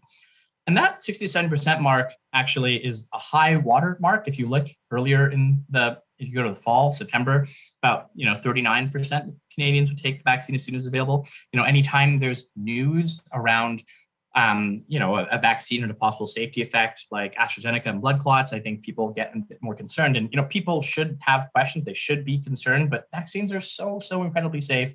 The one thing that'll get us back to normal, and we have about a third of Canadians who still won't get it when it's available to them. And that will cause quite a lot of harm if we can't change that. So that sort of sets the stage for, I guess, vaccination writ large. One, they're really effective, save millions of lives. And two, a lot of people do have questions, concerns, even in the midst of the greatest societal crisis in decades. Next slide. The focus of the talk ultimately today, though, is around vaccines that aren't COVID related or non-COVID stuff. I think you probably get a lot of COVID news in the news. It's all over the news. And so I think when it comes to vaccination, it's important to realize that they are given throughout a person's life. And I think we often think of vaccines as things that kids get, and kids do get a lot of vaccines. Childhood vaccines, we call them. And they prevent those like crazy diseases we don't see anymore, like polio and diphtheria. But we also give vaccines after, kids are, 5 or whatever, right? So we give vaccines in adolescence. These are often school-based programs. So, the HPV or Gardasil program is one of the big ones there. A lot of jurisdictions give hepatitis B vaccine, which is a vaccine that, can sort of prevent against the hepatitis B virus, which causes essentially liver damage, possibly even liver cancer. And then there's a meningitis vaccine that we also give in adolescents. And, meningitis, while not being particularly common, is extremely lethal. I think that as we move further from childhood, now beyond adolescence into adulthood, there are more and more vaccines that we recommend that adults get. And the coverage rates, as I'll show you in a bit, for adult vaccines are quite low. I think one of the really important ones is that the shingles vaccine. It's super effective. It's been out for like a while now. I mean, it's not like, I think coverage remains really low. And then for a lot of adults, we also, for every adult actually, we recommend a certain booster of a vaccine for a bacteria called strep pneumo that actually, causes pneumonia, but can also cause bloodstream infection as well as meningitis. So there's a lot of important adult vaccines that people should get, but like coverage rates are lower because I think we often do think of vaccines as childhood vaccines, and I think that's not true. And then, lastly, I think that there are vaccines that we give to everybody every year. The best example of that is the influenza vaccine. And, as I'll show later, coverage rates for influenza vaccine are pretty dismal. I think the other piece to note is that if you don't have some of these vaccines, like you didn't get it in junior high or middle school, a lot of these vaccines can be still taken later in life. Especially like the HPV or the hepatitis B one, and then there's the ones that are actually given to older adults, like the shingles vaccine and the pneumonia vaccine, and then the flu vaccine, which is given to everybody. We'll talk a bit more about that. Can you go to the next slide? Thank you. And I think if on the last slide, I want to correct the maybe misconception that vaccines are primarily for kids. There's a lot of them for adults. The other is that vaccines don't necessarily just prevent against infectious diseases. A lot of them do prevent against infectious diseases, but these infectious diseases don't necessarily cause a fever and a cold or the way you might see COVID affecting people.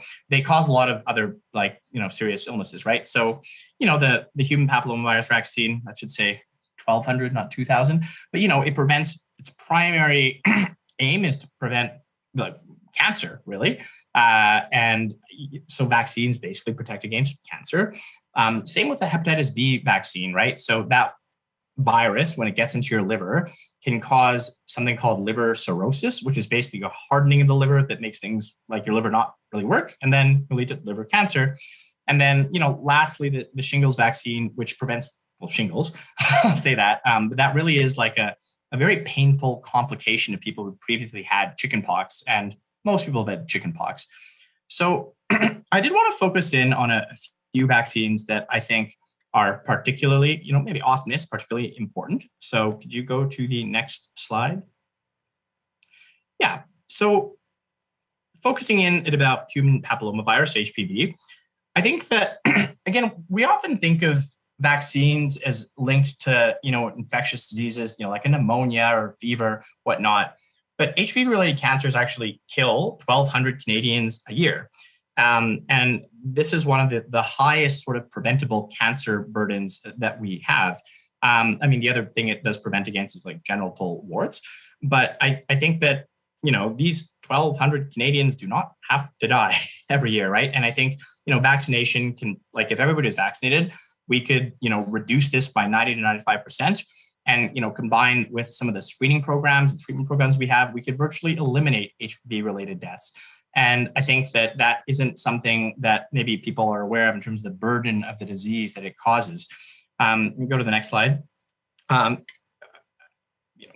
Even though the vaccine is very, very, very, very effective, if we look at the uptake across the country, and this is a little map of Canada, province, that depending on the province you're at, only about 60, 70, at a very high mark, 80% of people have this vaccine. And, actually throughout the COVID pandemic, what sort of happened is that a lot of the vaccines that we normally get through public health or through the schools, those programs have been stopped because, well, one, a lot of schools have been closed, a lot of family doctors' offices have been closed. And so we've seen drops in coverage by as much as 30 or even 40% from that 67% mark. And that's really, really, really bad. You're creating this, this huge potential burden of disease. The good news is, I think when it comes to this vaccine, if people haven't gotten it or they're sort of missed their when they're supposed to get it in middle school or high school, it is recommended to sort of all Canadians. NACI says you can use it no matter sort of what age you are. And so you can catch up. And I think that's really, really important. So I did want to talk about HPV just because, I think we think of a lot of these vaccine preventable diseases as like things of the past, but we have one where a vaccine really works that kills 1,200 Canadians every year. And we can, take some pretty direct action to deal with that.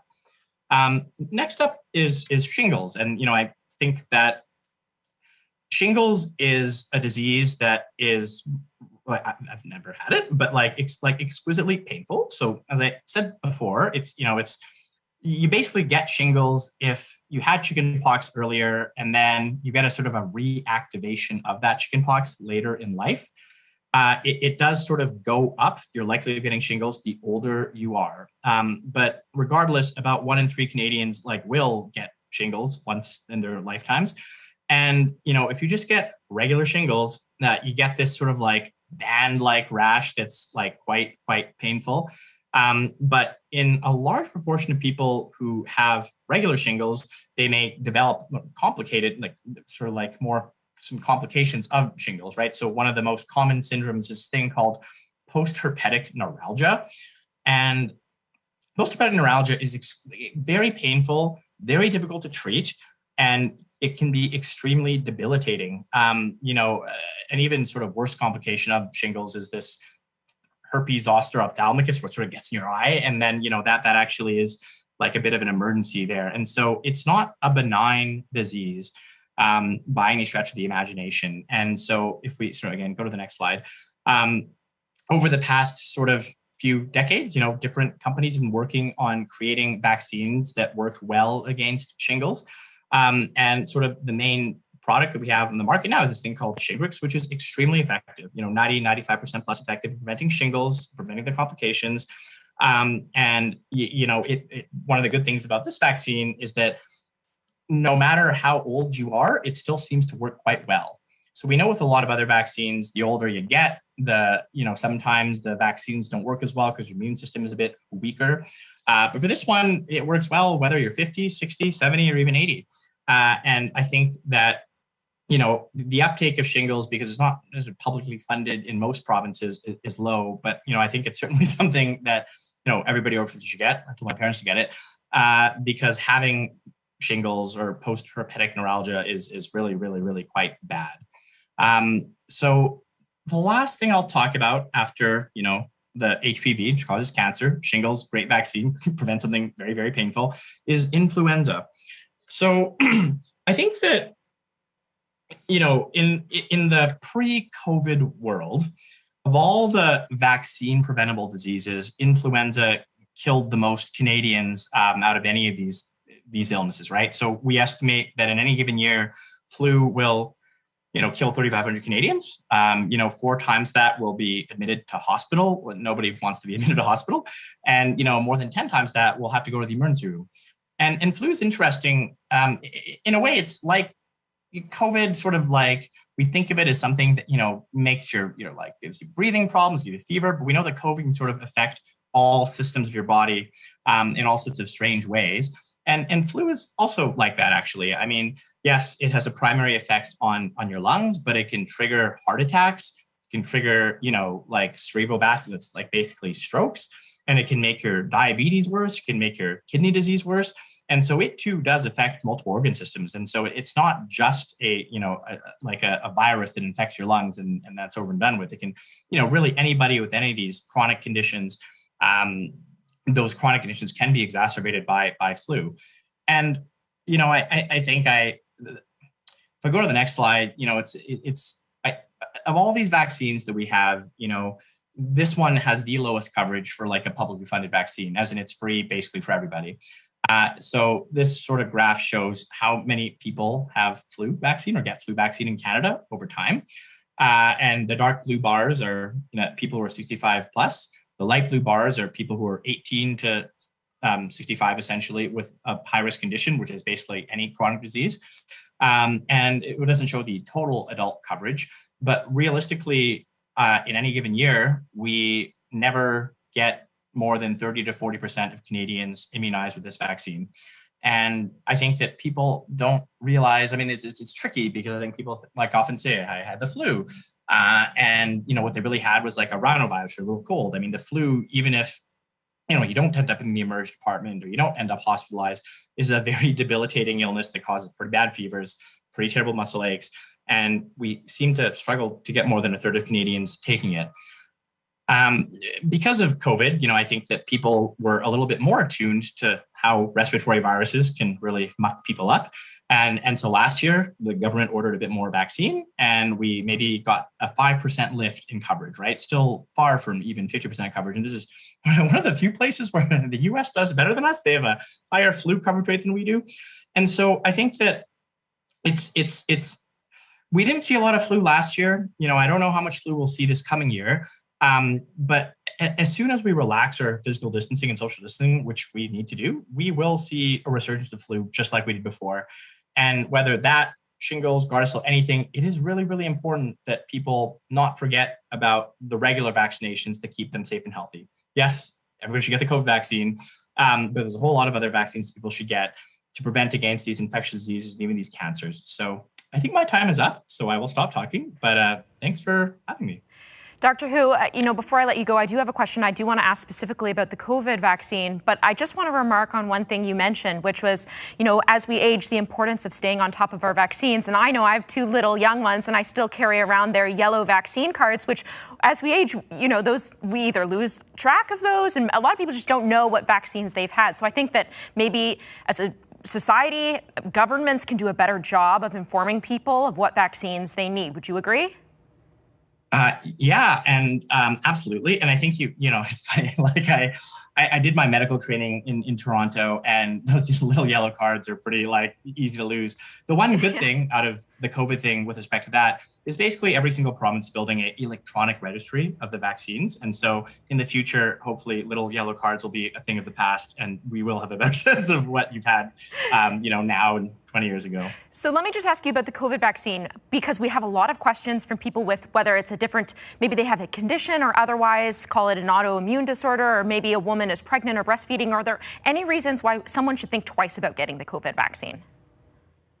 No, the only reason somebody shouldn't get a COVID vaccine is if they've had an anaphylactic reaction to a part of the vaccine before. Anaphylaxis being not regular allergies, but this is the part where you need epi, you have trouble breathing, need to go to the emerge. And, fundamentally, the vaccine it's like a dead vaccine as opposed to a live vaccine. It can't give you COVID. And so it should be safe really in all these populations by and by. It might not work as well in people who have a weakened immune system, and that's something we're learning about actually day by day right now, but it is extremely, extremely, extremely safe. Thank you. And Dr. Hu, I had a question for you as well. You spoke to the 5% lift with the flu vaccine, and even through some of my own work, I've seen the numbers increase this year with flu vaccinations. But there's been a little bit of misinformation around the fact that now that we have COVID, it seems like the flu has disappeared, and is there some sort of a conspiracy? Could you speak a little bit to that?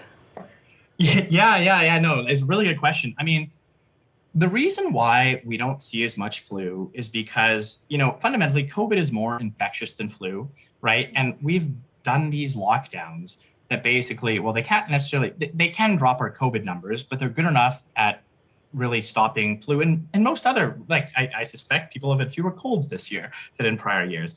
But as soon as we open up again, these things will come back. And, I certainly do not want to ever live through another lockdown year. I don't think anybody else does. And it'll come back just the same as before. It's all a function of how much human beings interact with one another. And I do want us interacting with one another more and more as soon as we can do so safely. So not a conspiracy. Those are great points. Thank you again, Dr. Hu. Our next guest is Dr. Angel Chu, an infectious diseases consultant at the Foothills Medical Center and clinical assistant professor at the Cummings School of Medicine at the University of Calgary. Dr. Chu has a special interest in vaccine-preventable diseases with a focus on adult immunizations and currently serves as the vice chair of Immunize Canada. Today, Dr. Chu will be speaking about why we can't forget about the flu.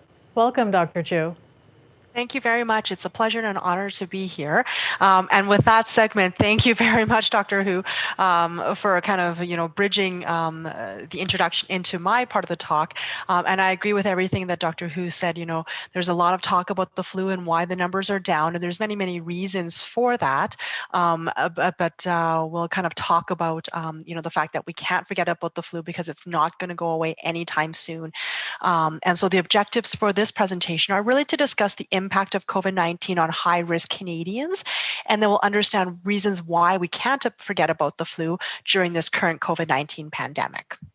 So I'm sure we're all familiar with the statistics now, and this is reported by the Public Health Agency of Canada, looking at the age groups of Canadians who have been infected with COVID-19.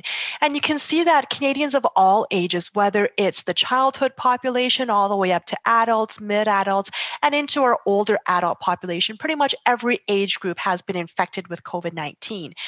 Now, as the pandemic has worn on since the start over the last year or so, we've seen changes in the proportions of these age groups being affected by COVID. Initially, in March of last year, most of the COVID-19 infections were seen amongst older adult Canadians. But now, as societies and schools have opened back up and as we've gone back to work, we've seen a shift where the younger population, including our pediatric population as well as the adult population, have more and account for more of the COVID-19 infections. But currently, as of the end of January, it's estimated that about 21% of all the total COVID-19 infections in Canada have occurred in the 60-plus age group. So a very small proportion. But instead, what we're seeing is that despite only 21% of infections being found in adults 60 and over, we're finding that these are the groups of Canadian adults that are being most seriously affected by the serious outcomes from COVID, where in the groups of adults 60 plus, they account for about 70% of all the hospitalizations, 60% of the total intensive care unit admissions, 97% of the total deaths seen in Canada. And of those, 72% of the deaths have occurred in long-term care facilities, as well as retirement homes across Canada. So we certainly see that it's the older groups of Canadians that we're seeing disproportionately being affected with COVID-19. And so in this graph here, you can see that even though we're seeing a lot of infections in the younger group of adults and our pediatric population, it's the fact that the older one gets when they get COVID, the more likely they are, unfortunately, to die from COVID-19. And this is a very similar trend to what we see with influenza as well.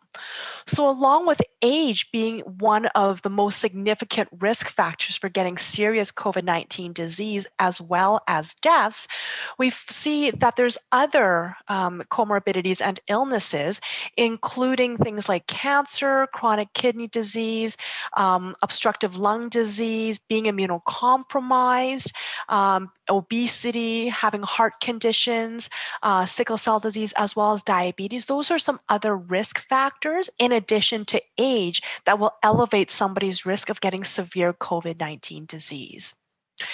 So while we're all very much, still entrenched within this COVID-19 pandemic, let's not forget that there are still other leading causes of death that kill Canadians every year on an annual basis in large numbers. And these other diseases and illnesses don't go away just because of the pandemic. So from Statistics Canada, we know that the top 3 killers of Canadians continue to remain cancers, heart disease, and strokes. But if you look lower down on the list, the 8th leading cause of death in Canada is influenza and pneumonia, where these 2 infections alone are two of the most lethal infectious diseases that kill Canadians on an annual basis. So let's not forget that. And when we look at influenza, influenza has the same ability to cause pandemics, just like COVID-19 has. And if you look throughout the history of time, influenza has caused numerous pandemics over the last few centuries. The most recent influenza pandemic occurred in 2009 with the H1N1 swine flu pandemic. And by the end of that pandemic, it was estimated globally to cause close to 284,000 deaths worldwide. So let's make no mistake, influenza is just as bad as COVID and has the ability to cause pandemics just like COVID can. So we've all seen the news, and Dr. Hu touched on this in his earlier segment, where this year we've seen exceptionally low flu activity despite continued monitoring across Canada. So it appears that the flu has disappeared. But in fact, it hasn't. And influenza is still circulating. It hasn't gone away, and it will not go away. And it's, as Dr. Hu said, why has the flu, why are we seeing such low flu activity this year? Well, it's because the same infection prevention measures that we're using to try to bring down COVID cases and stop transmission are also effective against influenza, because the mechanism of transmission of both COVID and influenza are very similar. It's spread through droplet transmission. So the same infection prevention measures that we use against COVID, including things like social distancing, hand hygiene, avoiding touching our faces, staying home when sick, disinfecting surfaces, and in particular, frequently touched surfaces. And the most important thing is taking care of the elderly, the vulnerable, and those with chronic conditions. These same measures that work against COVID are also highly effective against influenza. And that's why we've been able to see record low levels of influenza activity. And also the importance of vaccines. So Dr. Hu mentioned that with this year, the governments have procured more doses of influenza vaccines, and we have seen an increased uptake of flu vaccines, and that may also be contributing to why we're seeing record low numbers of influenza. So make no mistake, this year is an exceptional year for low levels of influenza, but it doesn't mean it's gone away. It doesn't mean we can forget about it, because we know that annually influenza causes significant morbidity and mortality amongst Canadians. Where in 2019-2020, just before the pandemic of COVID came to Canada, it was estimated that there were over 55,000 cases of lab-confirmed influenza, over 2,400 cases of hospitalizations, 300 ICU admissions, 100 deaths, and 609 influenza outbreaks in long-term care facilities. And this is just 1 year alone. And this is a consistent trend that we see every single year with influenza. And another consistent trend is that every year when we look at those Canadian adults that are being affected by influenza hospitalizations, we again find consistently that it's adults over 65 that are being hospitalized for the flu, and that's reflected by the orange line here. The next highest population of Canadians that are being hospitalized are children less than the age of 4.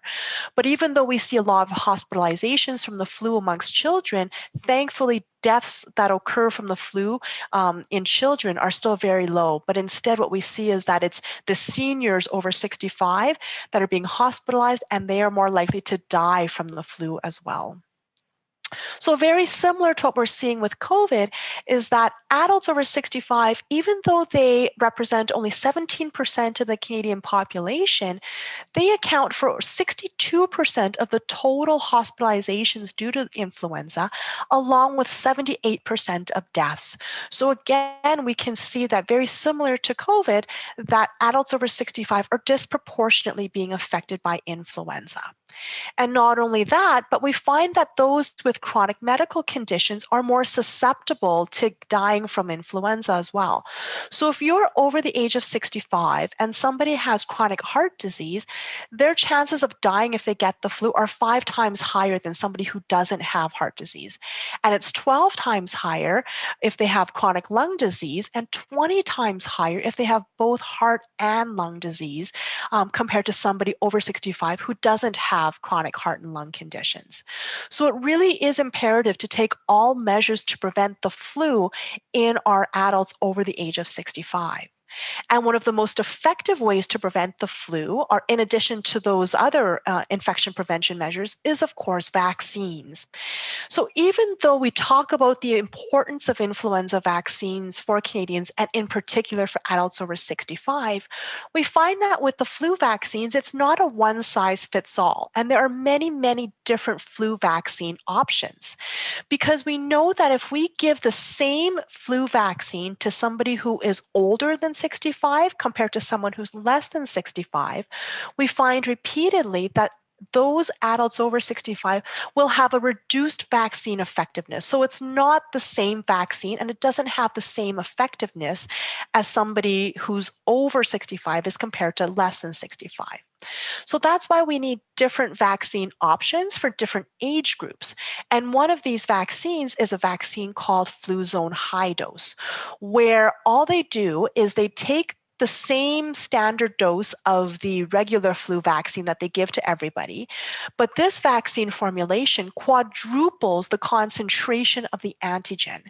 And by doing that, they were able to have better protection against adults, where compared to the standard flu vaccine, they find that this high dose formulation is 24% better than the standard flu vaccine in adults 65 and over, and it's 32.4% more efficacious in in adults 75 and over. So it means that if you take, and vaccine effectiveness will vary depending on the year, but just for simplicity's sake, let's say that for that year, if the flu vaccine is going to be 50% effective, if we use the high-dose flu vaccine for somebody who's 65 and over, we add on 24.2% better efficacy on top of the 50%. So that means that that flu vaccine is now going to be 74.2% effective against influenza, as well as the influenza outcomes. So because of the higher efficacy for adults over 65, and because of how COVID was disproportionately affecting adults over 65 in Canada, the Canadian government, the federal government this year, for this past 2020-2021 season, decided to use the high-dose influenza vaccine in various groups of adults over 65. So Ontario currently has the most expansive program where they offer this high-dose formulation for all of their citizens over 65, whereas many other provinces have used this high-dose formulation in their long-term care facilities because these are the most vulnerable and susceptible group. And of course, we've seen so many outbreaks of the flu occur in long-term care facilities. And then this year, because of the COVID pandemic, really spotlighting and shining the spotlight on how adults over 65 are being disproportionately affected by COVID, then the Canadian government has purchased and utilized in other provinces this high-dose formulation for use in other long-term care facilities. Now, we don't know if this program will continue on, and we don't know if the federal government will continue to purchase this vaccine and use it in long-term care facilities or expand the program further, it is my sincere hope that they do, because this is a far superior and a far better vaccine for our most vulnerable population over 65. So in summary, we know that COVID-19 and influenza disproportionately affect adults over 65, and we cannot forget about the risks of influenza and the best ways to protect our vulnerable Canadians against the flu. And really, vaccines are the most effective way to protect our Canadian population. And with that, I'll be happy to take any questions. Echo what you said around high dose and the importance of government funding this vaccine, because we know that cost can so often be a barrier for older adults, for anyone for that matter. And at C.A.R.P, we've also done a lot of work around advocating that the high dose flu vaccine be administered through pharmacies as well, which currently it's not. And I'm sure you probably would support such a position, would you not? Yes, absolutely. So we're very fortunate in Alberta, where our pharmacists can not only administer vaccines of all sorts, not just flu vaccines, but they also have the ability to prescribe it. But as you mentioned, there is the barrier of the cost of the vaccine, of course, which is always problematic for all individuals.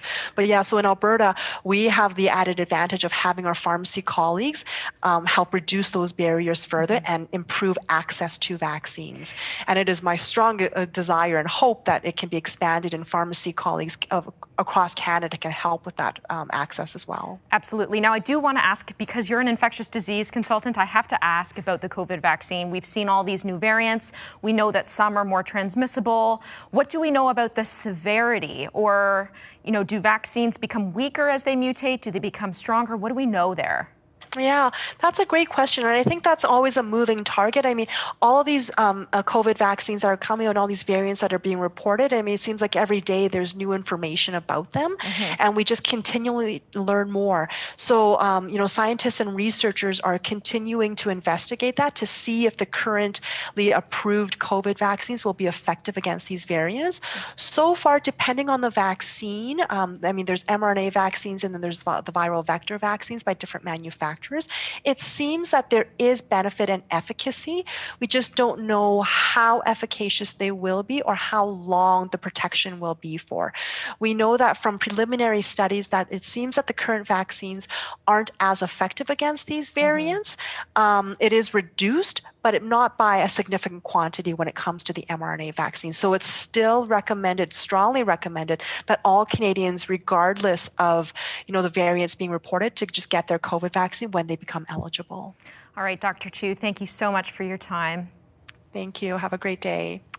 Natasha, I don't know about you, but I've learned so much. And one thing that struck me that Dr. Who actually said was that vaccine hesitancy is often driven by the success of immunization. In other words, because we've in some ways gotten rid of these, I guess maybe people think that they don't need to get vaccinated. Are you there, Natasha? All right, I think we've lost Natasha's feed, but I'll continue on. I recently read an article that emphasized some additional things that we can all do to prevent getting the flu, which naturally starts with what we're already doing a lot of these days, old-fashioned hand washing. It's nourishing yourself, and it's perfect to protect yourself from getting the flu. It's important that you get enough sleep. It's important that you keep stress at bay. You keep each other from keeping our immunities up. And so all of this, of course, in addition to staying with our current vaccines. And so we need to take a short break. When we come back at 1:30, we'll hear from Dr. Shelly McNeil on what you need to know about the COVID-19 vaccines, including your questions answered. We'll see you soon.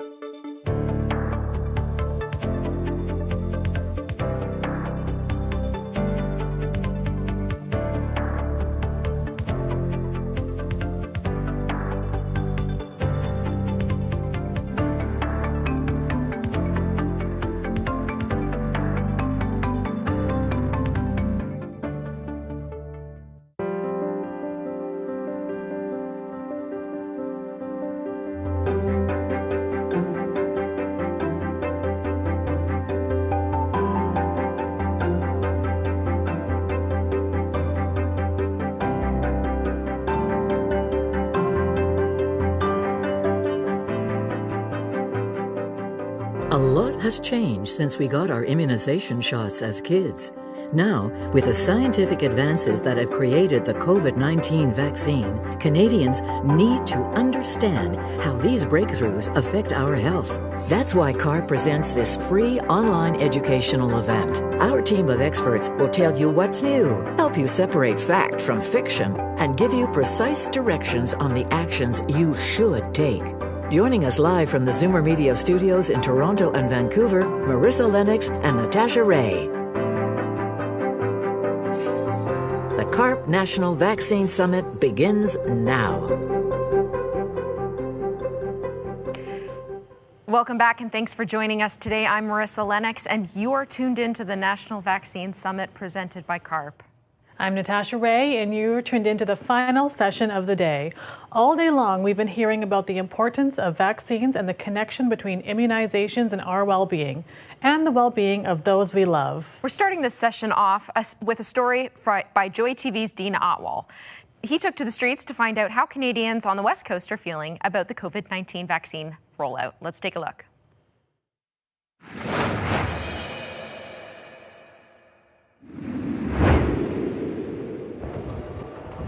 No, I can hardly wait to get mine, and I just took my mom the other day, so I'm good with it. I'll take whatever they give me. Yeah, you know, why not? Yeah, let's get it over with and behind us and get life back to normal. Well, here on the West Coast in British Columbia, we're in phase 2 of our vaccination rollout plan, targeting our eldest Canadians. Recently, that was expanded to include general population priority groups, including those in manufacturing, grocery store workers, and kindergarten to grade 12 educational staff. Yeah, I work at a school, so I'll get one before in April. Well, because it's a vaccine, you don't know what you're putting in your body. But I think you have to balance what the COVID could do to you too. I got vaccinated. I live in a recovery house, so we all got a chance to be able to get ours. I want this stuff to be done and over with. That's pretty much it. Reactions on receiving the vaccine remain mixed. I mean, some people, most people, I believe, maybe 70% of the people are for it. I think there are many who have, maybe a fear that if they took the vaccine shot, they are going to have COVID-like symptoms. And I'll just give you a sticky to put on your dash there, okay? It seems very rushed, so there is a concern on that. But yeah, if I could travel without it, I'd seriously think about not having it. If I can travel with it, then I'd have it. 621. I think it's great. It'll be great to have herd immunity and be able to get back to some sense of normal. However, I am apprehensive about the AstraZeneca one. I have 2 at-risk family members, one in long-term care and one with an immune deficiency. So I want the best protection that I can get, to protect my family and my loved ones. British Columbia hopes to have every eligible Canadian vaccinated here in the province by July the 1st. Dean Atwell, Joy Television. Thanks, Dean. I'm sure the feelings echoed in this story are universal across the country and perhaps even around the world. Now, on to our guest, Dr. Shelley McNeil, who will both provide us with a talk and then answer your most pressing questions. Dr. McNeil is the chief of the Division of Infectious Diseases at Dalhousie University, the deputy head of the Department of Medicine at Dalhousie, and deputy director of the Canadian Centre for Vaccinology. Today, Dr. McNeil is here to share a talk on what we need to know about COVID-19 vaccines. Her talk will be followed up with some questions we received from you, our at-home audience. Welcome, Dr. McNeil. Great to have you. Thanks very much. Thanks so much for having me. It's a pleasure to be here today. This is an exciting time, obviously, in the world of an infectious disease specialist or a vaccine expert such as myself as we roll out really one of the most ambitious and exciting vaccine campaigns at least in my lifetime, perhaps not in all of your lifetimes. So I wanted to take a few minutes. I'm not going to use slides. I just wanted to take a few minutes to talk to you about Canada's vaccine program and the vaccines that are available. And then afterwards, as Marissa said, I'll try to answer as many of your questions as I can. So Canada is, as you know, in the process of rolling out vaccines to as many Canadians as possible, as quickly as possible, with the overarching goal of preventing illness, hospitalization, and death due to COVID-19. We have had an unprecedented collaboration or cooperation around the world between scientists and both those in the vaccine industry, manufacturers, and in the private sector, universities, and the like.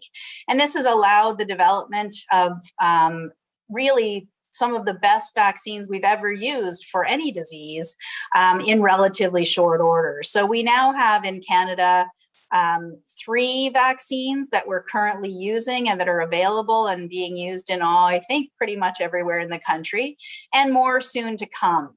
Canada, like many countries, obviously recognized that we would need to be in line to be able to purchase vaccines quickly once they became available, and once groups like Health Canada and the National Advisory Committee on Immunization had a chance to review the safety and how well the vaccines work. So Canada had the foresight to make what they call pre-purchase agreements, or to buy vaccines that were anticipated to be coming down the pipeline, so that very quickly after the vaccines were proven to be safe and effective, Canada would be able to get some access to those vaccines and give them to the Canadian population quickly. So as I mentioned, we have 3 vaccines. You probably have heard about all of them at least a little bit. So there are 2 vaccines that use the same type of technology or work in similar ways. Those come from Pfizer and Moderna, and we commonly call them Pfizer and Moderna vaccine. And they are what we call mRNA vaccines. So that stands for messenger RNA. These vaccines are pretty smart. They are new type of vaccines that we've not used before. And rather than take a piece of the coronavirus, have to grow up the coronavirus in the lab and then take a piece of it and give that to the body to teach it to recognize coronavirus should someone get infected, these vaccines use a small section of sort of man-made mRNA or messenger RNA, which is effectively just a recipe card that teaches our own cells in our body to make antibodies and other immune responses against something called the spike protein. And the spike protein is a little protein on the surface of the coronavirus that's really important to the virus because it allows the virus to bind to the cells in the human body, enter the cells, and cause infection. So if we can teach the body to recognize that spike protein, then it binds that spike protein and prevents the virus from being able to set up shop, prevents it from being able to bind, to infect, and thereby reduces the risk of it causing infection or disease. So those are the mRNA vaccines. They are not live vaccines. They don't contain any coronavirus itself, so it's not possible for them to cause COVID disease, but they do stimulate a really nice response against COVID that protects people when they're later exposed to COVID down the line. Though the AstraZeneca vaccine, which is the 3rd vaccine, is what's called a viral vector vaccine. It's also a newish vaccine, although we have used it for some other diseases in the world, but it's not been used in lots of different vaccines in the past. And this is also not a live vaccine. So it uses a virus called an adenovirus, which is a cold virus that's been modified so that cold virus can't replicate, it can't grow in the body, it can't cause disease, but it also contains the genetic material that teaches our body how to make antibodies and other immune responses against the spike protein in a similar way that the mRNA vaccines do. So these vaccines are all very, very effective. Again, they're amongst the best vaccines we have.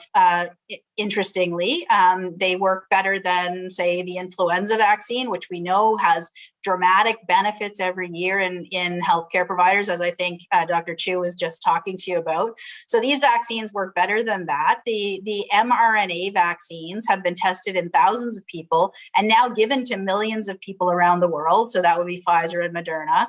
And they've been shown to be over 95% protective against symptomatic, so COVID disease associated with symptoms. And almost 100% of the time do they prevent hospitalization or death in someone who's been infected with COVID. The AstraZeneca vaccine as well is very effective. It perhaps is not quite as effective as the mRNA vaccines, although we're getting more and more information as we're starting to use that vaccine around the world to suggest that it's close to as effective, particularly if we're talking about prevention of hospitalization and death. So the AstraZeneca vaccine is about 82% effective compared to about 94 or 95% for the prevention of COVID disease when the doses are given 12 weeks or more apart, so 3 months apart. So pretty close and not worth splitting hairs about. Again, the goal of these vaccines is to prevent hospitalization and death, and all three of these vaccines do that very, very well. The interval between the vaccines is a topic of some discussion, as you've seen in the news. And there's a balance between being sort of struck in Canada between trying to maximize the number of people who are protected while getting both doses delivered as soon as possible.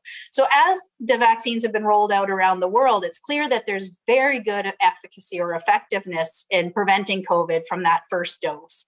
And we know that in the clinical trials of the mRNA, the Pfizer and Moderna vaccine, that protection lasts at least 2 months. But in the real world, we now have data emerging from Israel, from the United Kingdom, and even from British Columbia and Quebec that shows that the protection from that first dose is very, very good, above 80%, and lasts at least 2 months in most of those studies, and at least 3 months now coming out of the United Kingdom, to suggest that we really don't see any drop off in the effectiveness of the vaccine at 2 months or even 3 months. And it would be very unusual, of course, to see the vaccine, protect 80% and then just stop working. So based on that, the National Advisory Committee on Immunization, trying to balance getting as many people in the community protected from that first dose as possible, has recommended that it's okay to extend the interval between all of these vaccines by up to 4 months. And many provinces are in fact doing that. With respect to the safety of the vaccines, again, they are all reviewed by regulatory bodies like Health Canada and others around the world. And all of those bodies look at all of the evidence that's available to them, both from the clinical trials and from the rollout of the vaccines around the world, to make sure that there's no safety concerns being seen. They are remarkably safe vaccines, but you can expect that because the vaccines work so well to stimulate the immune system, that's associated with some inflammation in the body around the time of that we give the vaccine. So it's very common with all three of these vaccines, particularly after the second dose, but sometimes after the first dose, to have a very sore arm. It might be red, hot, swollen, tender, sometimes a bit itchy. That is just a usual, normal response to the vaccine and expected to happen in many, many people. Sometimes that's a little bit worse after the second dose. And sometimes people feel a little bit generally unwell after the dose, again, as the immune system responds to the vaccine. So you might have headache and feel a bit tired. Sometimes people have a little bit of a fever. About 10% of people will get a fever, nausea, vomiting, sort of tiredness. But again, these are fairly mild. They usually don't interfere too much with people's usual activities, and they just last a day or two. So on balance, we know we have this great vaccine that causes a great deal of protection, but that is balanced by a little bit of side effects. At the time, you can take Tylenol or Advil, use cold compresses on your arm. All of those things are fine and don't impact how well the vaccine works.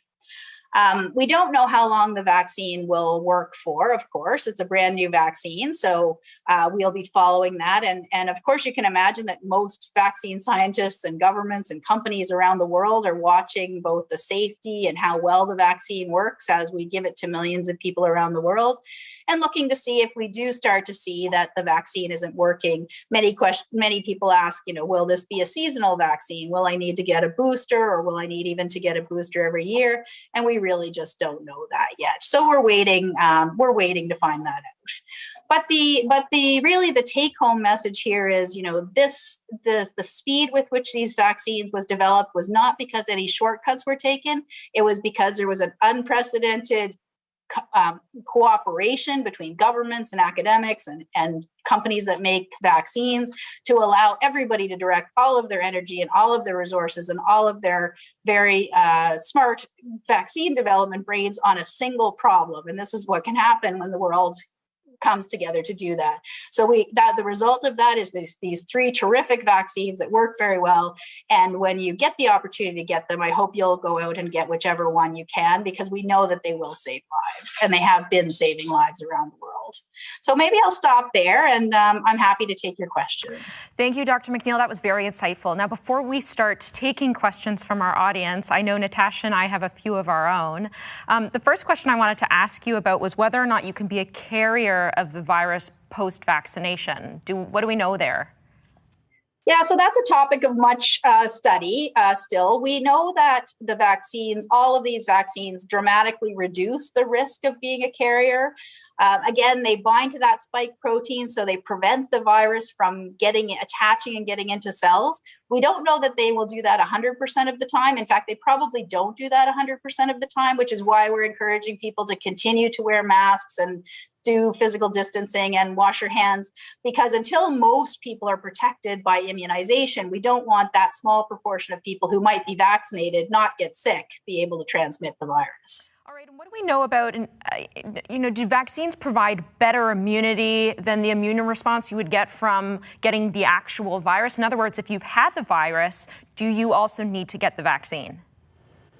Yeah, we certainly know that people can be reinfected with coronavirus after a naturally occurring infection, and that does not appear to be the case, at least in terms of symptomatic infection after vaccine. So we don't know how long protection after a naturally occurring infection lasts. So we do strongly encourage people, even if they've had a lab confirmed or suspected case of COVID, to go ahead and get the vaccine. Thank you.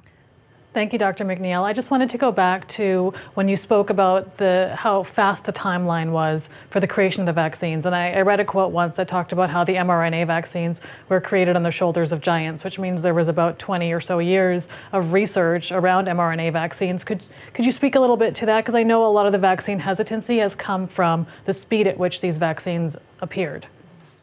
Yeah, so mRNA, the idea of mRNA vaccines and even the testing of mRNA vaccines is not a new concept. There's been people working on mRNA vaccines for many, many years. Most of them were actually being developed as treatments for cancer as opposed to infection prevention vaccines. But the technology's been around for a very long time, and we knew that it was very successful in causing the immune system to respond. So it was a natural way to try to prevent COVID that would be able to be manufactured very quickly in large amounts, which we knew we would need to end this pandemic. Thank you. So now let's get to some audience questions. First up, we have Robert from Burlington, Ontario, with a question about virus transmission. Go ahead, Robert. My name is Robert Groza. I am 65 years old. I was a technician for many years, retired now, living in Burlington, Ontario. Why is the vaccine able to stop the transmission of the virus?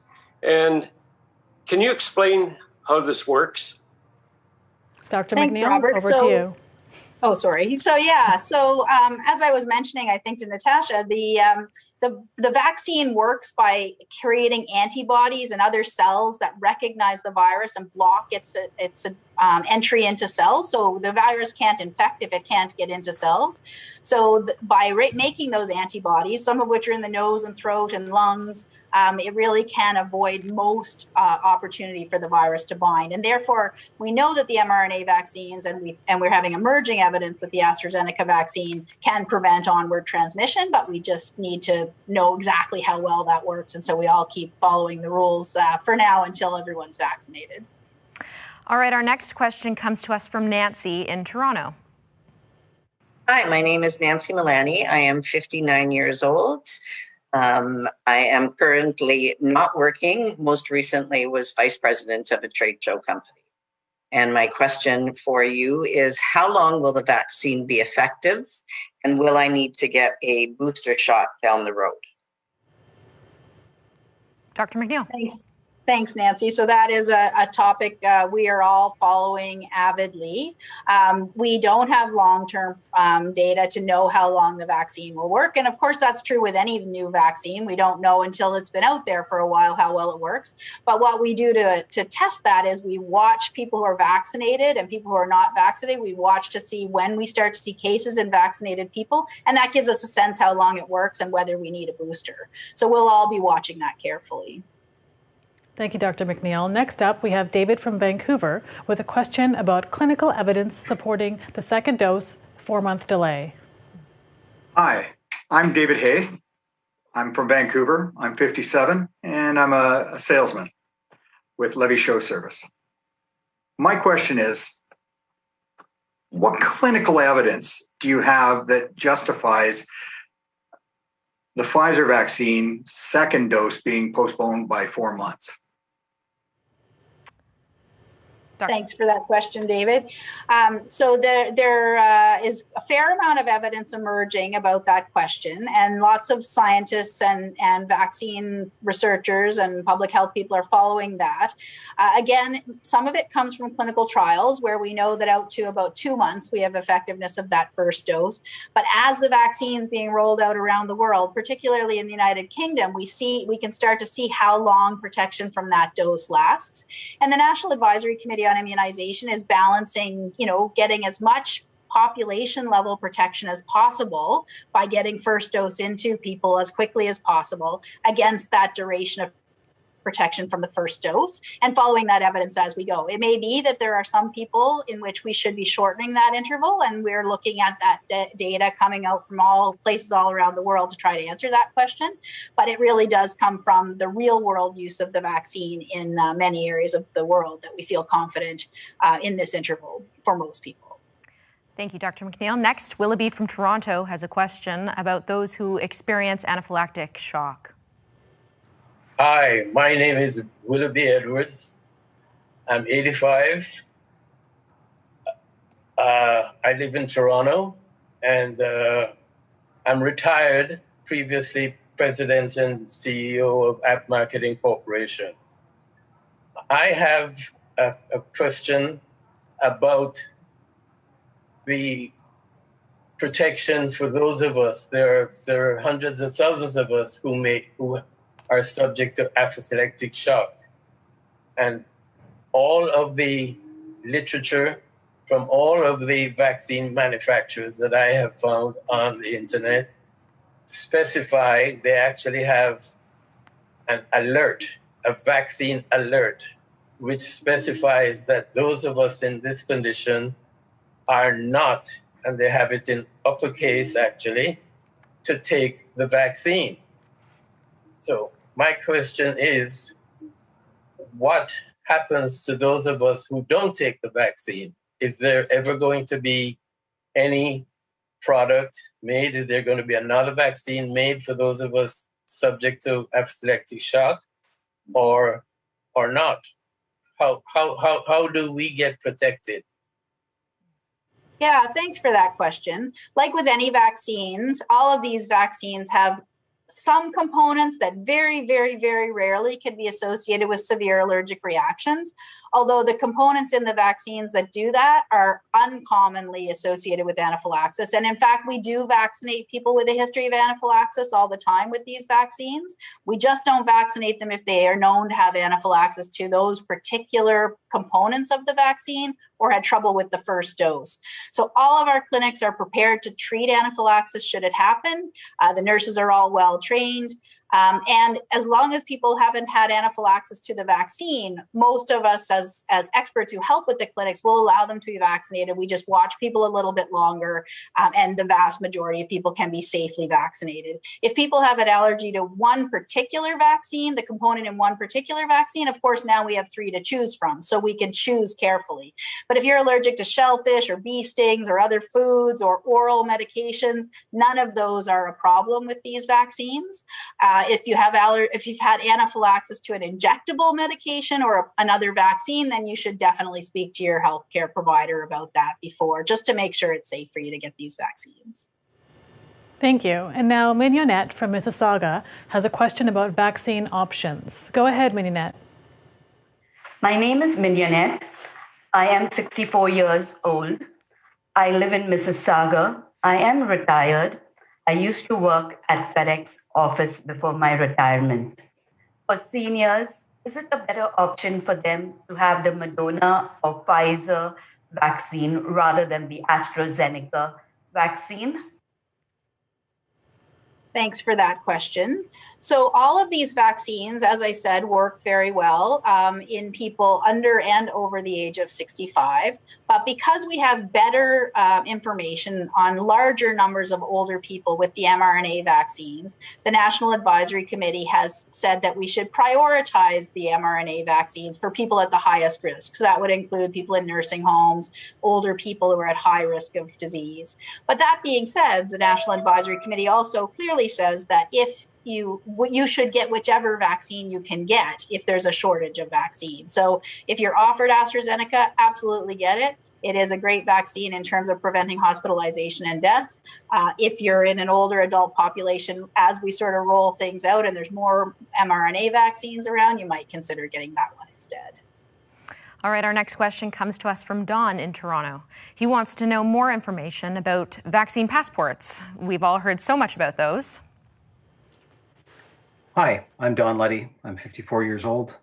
I'm in sales. My question is, what is vaccine passport and how will it be used? Thanks for that. So a vaccine passport really is just an immunization record, like you might have had with your little yellow card from when you were a kid that documents that you've had both, in this case, both doses of the COVID vaccine or one or both doses of the COVID vaccine. How it will be used is not clear and will really vary around the world. So some countries may require proof of vaccination to let people into a country. Some resorts may require it. Some airlines may require it. In Canada, we have not yet seen anyone using this proof of vaccination or vaccine passport to make different rules for vaccinated versus unvaccinated people. But time will tell how private businesses, countries, et cetera, use this proof of vaccine. The short answer is right now, we're not in Canada managing people who are vaccinated any differently than people who are not vaccinated. We want people to follow all the same rules. We give, people can work, people can go to school, et cetera, irrespective of their vaccine status. But it is important to hold on to your proof of vaccination because over time, as more and more people are vaccinated, it may be important in various situations to prove you've been vaccinated. And Don has a follow-up question. Don, go ahead. Is it possible to have a cold and flu at the same time as having one of the COVID variants? How would doctors recognize this and treat it? So, yeah, I suppose it's possible. I think maybe not so much that they have them at the same time, but a mild COVID infection, whether it's with a regular COVID virus or one of these variant COVID viruses, may be indistinguishable in terms of the symptoms between that and a regular cold virus, for example. So I think we will continue to test people. We want you to come out and get tested if you develop cold symptoms, because we do want to be sure you don't have COVID as opposed to another virus, because we want to, of course, reduce the risk of you transmitting that. So anyone who has even mild symptoms, most of the country now you can access testing. Please make it part of your routine that you stay home if you have a cold or flu, recognizing it could be cold or flu or COVID, but could be transmitted, and make sure you go get tested if you're able to. Great insight and reminder, Dr. McNeil, that if you have any flu-like symptoms, you should get tested for COVID. Our next question is from Robert of Richmond Hill. Robert, go ahead. Hi, my name is Robert Halaz. I'm 58 years old. I'm from Richmond Hill, and I'm a director of sales in the trade show industry. And my question is, what is the efficacy of the Moderna Pfizer vaccine at 4 months prior to the second shot? Thanks very much. So we've talked a bit about that. And again, we don't have data all the way out to 4 months, but in the real world, particularly the United Kingdom, we're now out into 3 months or so, showing efficacy in the 80 to 85% range for that first dose. And we're following that closely to make sure that it extends out to the 4 months, but we're pretty confident it will, because again, it would be pretty unusual to see a sudden lack of effectiveness all of a sudden at 4 months versus 3 months. All right, our next question is from Ramona from Surrey, BC, who's asking about the timing and combination of the COVID vaccine with other adult immunizations. Go ahead, Ramona. Hello, my name is Ramona Captain. I live in White Rock, Surrey, British Columbia. And my question is, I just got a pneumococcal and a vaccine for shingles. I went back to get the second dose, and the pharmacist told me that I should not get the second dose because I would be getting the COVID vaccine and I should wait. But I'm not sure how long I should wait. I think I will be getting my COVID vaccine fairly soon, but how long should I wait after that to get the pneumococcal and the shingles? Great, thanks. So generally, we're recommending that people not get any vaccines within 2 weeks before getting their COVID vaccine. So in the case of shingles vaccine, for example, it's perfectly fine to extend the interval between the 2 doses of shingles vaccine. And that's similar to the principle where we think it's probably okay to extend the interval with COVID vaccines. But I would hold off on any vaccine that's not critical at this moment if your if your age group is about to come up, because we will want to defer the vaccine, really just to avoid confusion side effects, say to the shingles vaccine and the COVID vaccine. We will want you to wait 2 weeks after you get that any other vaccine. And once you've had your COVID vaccine, wait 4 weeks after, just to give the COVID vaccine a chance to work before you have another vaccine. But for most vaccines, waiting for now, if it's not a vaccine that you need for some specific reason right this moment, and you know you're about to be eligible for COVID vaccine, the advice you were given is pretty reasonable. Just hold off, get your COVID vaccine, and then a month after that, go ahead and get the other vaccine. Great point, Dr. McNeil. Our next question is from Scott in Toronto. Scott, go ahead. My name is Scott Latham. I'm 52 years old. I'm from Burlington, Ontario, and I'm a video technician. My question is, do the different vaccines have different interactions with pre-existing medical conditions? So that's a different question. So all of these vaccines are safe in people with underlying medical conditions. We don't have specific safety information or effectiveness information about how well vaccines work in every single type of underlying medical problem. So for example, in people who don't have a normal functioning immune system, or people who have underlying autoimmune conditions, these vaccines haven't widely been tested in those groups. But because the risk of COVID is high in those populations, we absolutely recommend the vaccine for those people. We don't know for sure it will work quite as well as in people whose immune system is normal, for example, but these are great vaccines, and other vaccines would tell us that there might be slightly less effectiveness, but it's still likely to offer considerable benefit. So if you have underlying medical problems and you're not sure if you should get the vaccine, the answer is almost always yes. But it's a good idea to talk now to your healthcare provider, get your questions answered so that when you do get the chance to be vaccinated, you don't have to scramble to try to get to your doctor to ask your questions. So reach out now. Doctors are all receiving calls every day just to make sure people are comfortable and have the information they need to make a decision. But there are almost no groups of patients we would not give these vaccines to as a general rule. Thank you so much, Dr. McNeil. We appreciate you sharing your insights with us today. Thanks for having Marissa, I keep cutting you off. What do you think was the take home for you from everything Dr. McNeil talked about? Well, there were some great questions from all of our, the members from our audience who asked those awesome questions, particularly around vaccine hesitancy. I think what was so important that came from Dr. McNeil was that these vaccines are safe, and the best vaccine is the one that's available to you first. And I can tell you, Natasha, I, for one, am really looking forward to getting my shot. Yeah, I'm looking forward to the world getting back to the way it was. So we had some really great questions come in for Dr. McNeil. Yes, absolutely. And while we only had a handful of people join us today by video and ask their questions, I'm sure for every person there are dozens watching who have the exact same questions. So thank you at home for joining us today at the National Vaccine Summit. For more up-to-date information on the vaccine rollout, the latest in healthcare, legislation, and financial security, visit us at CARP.ca.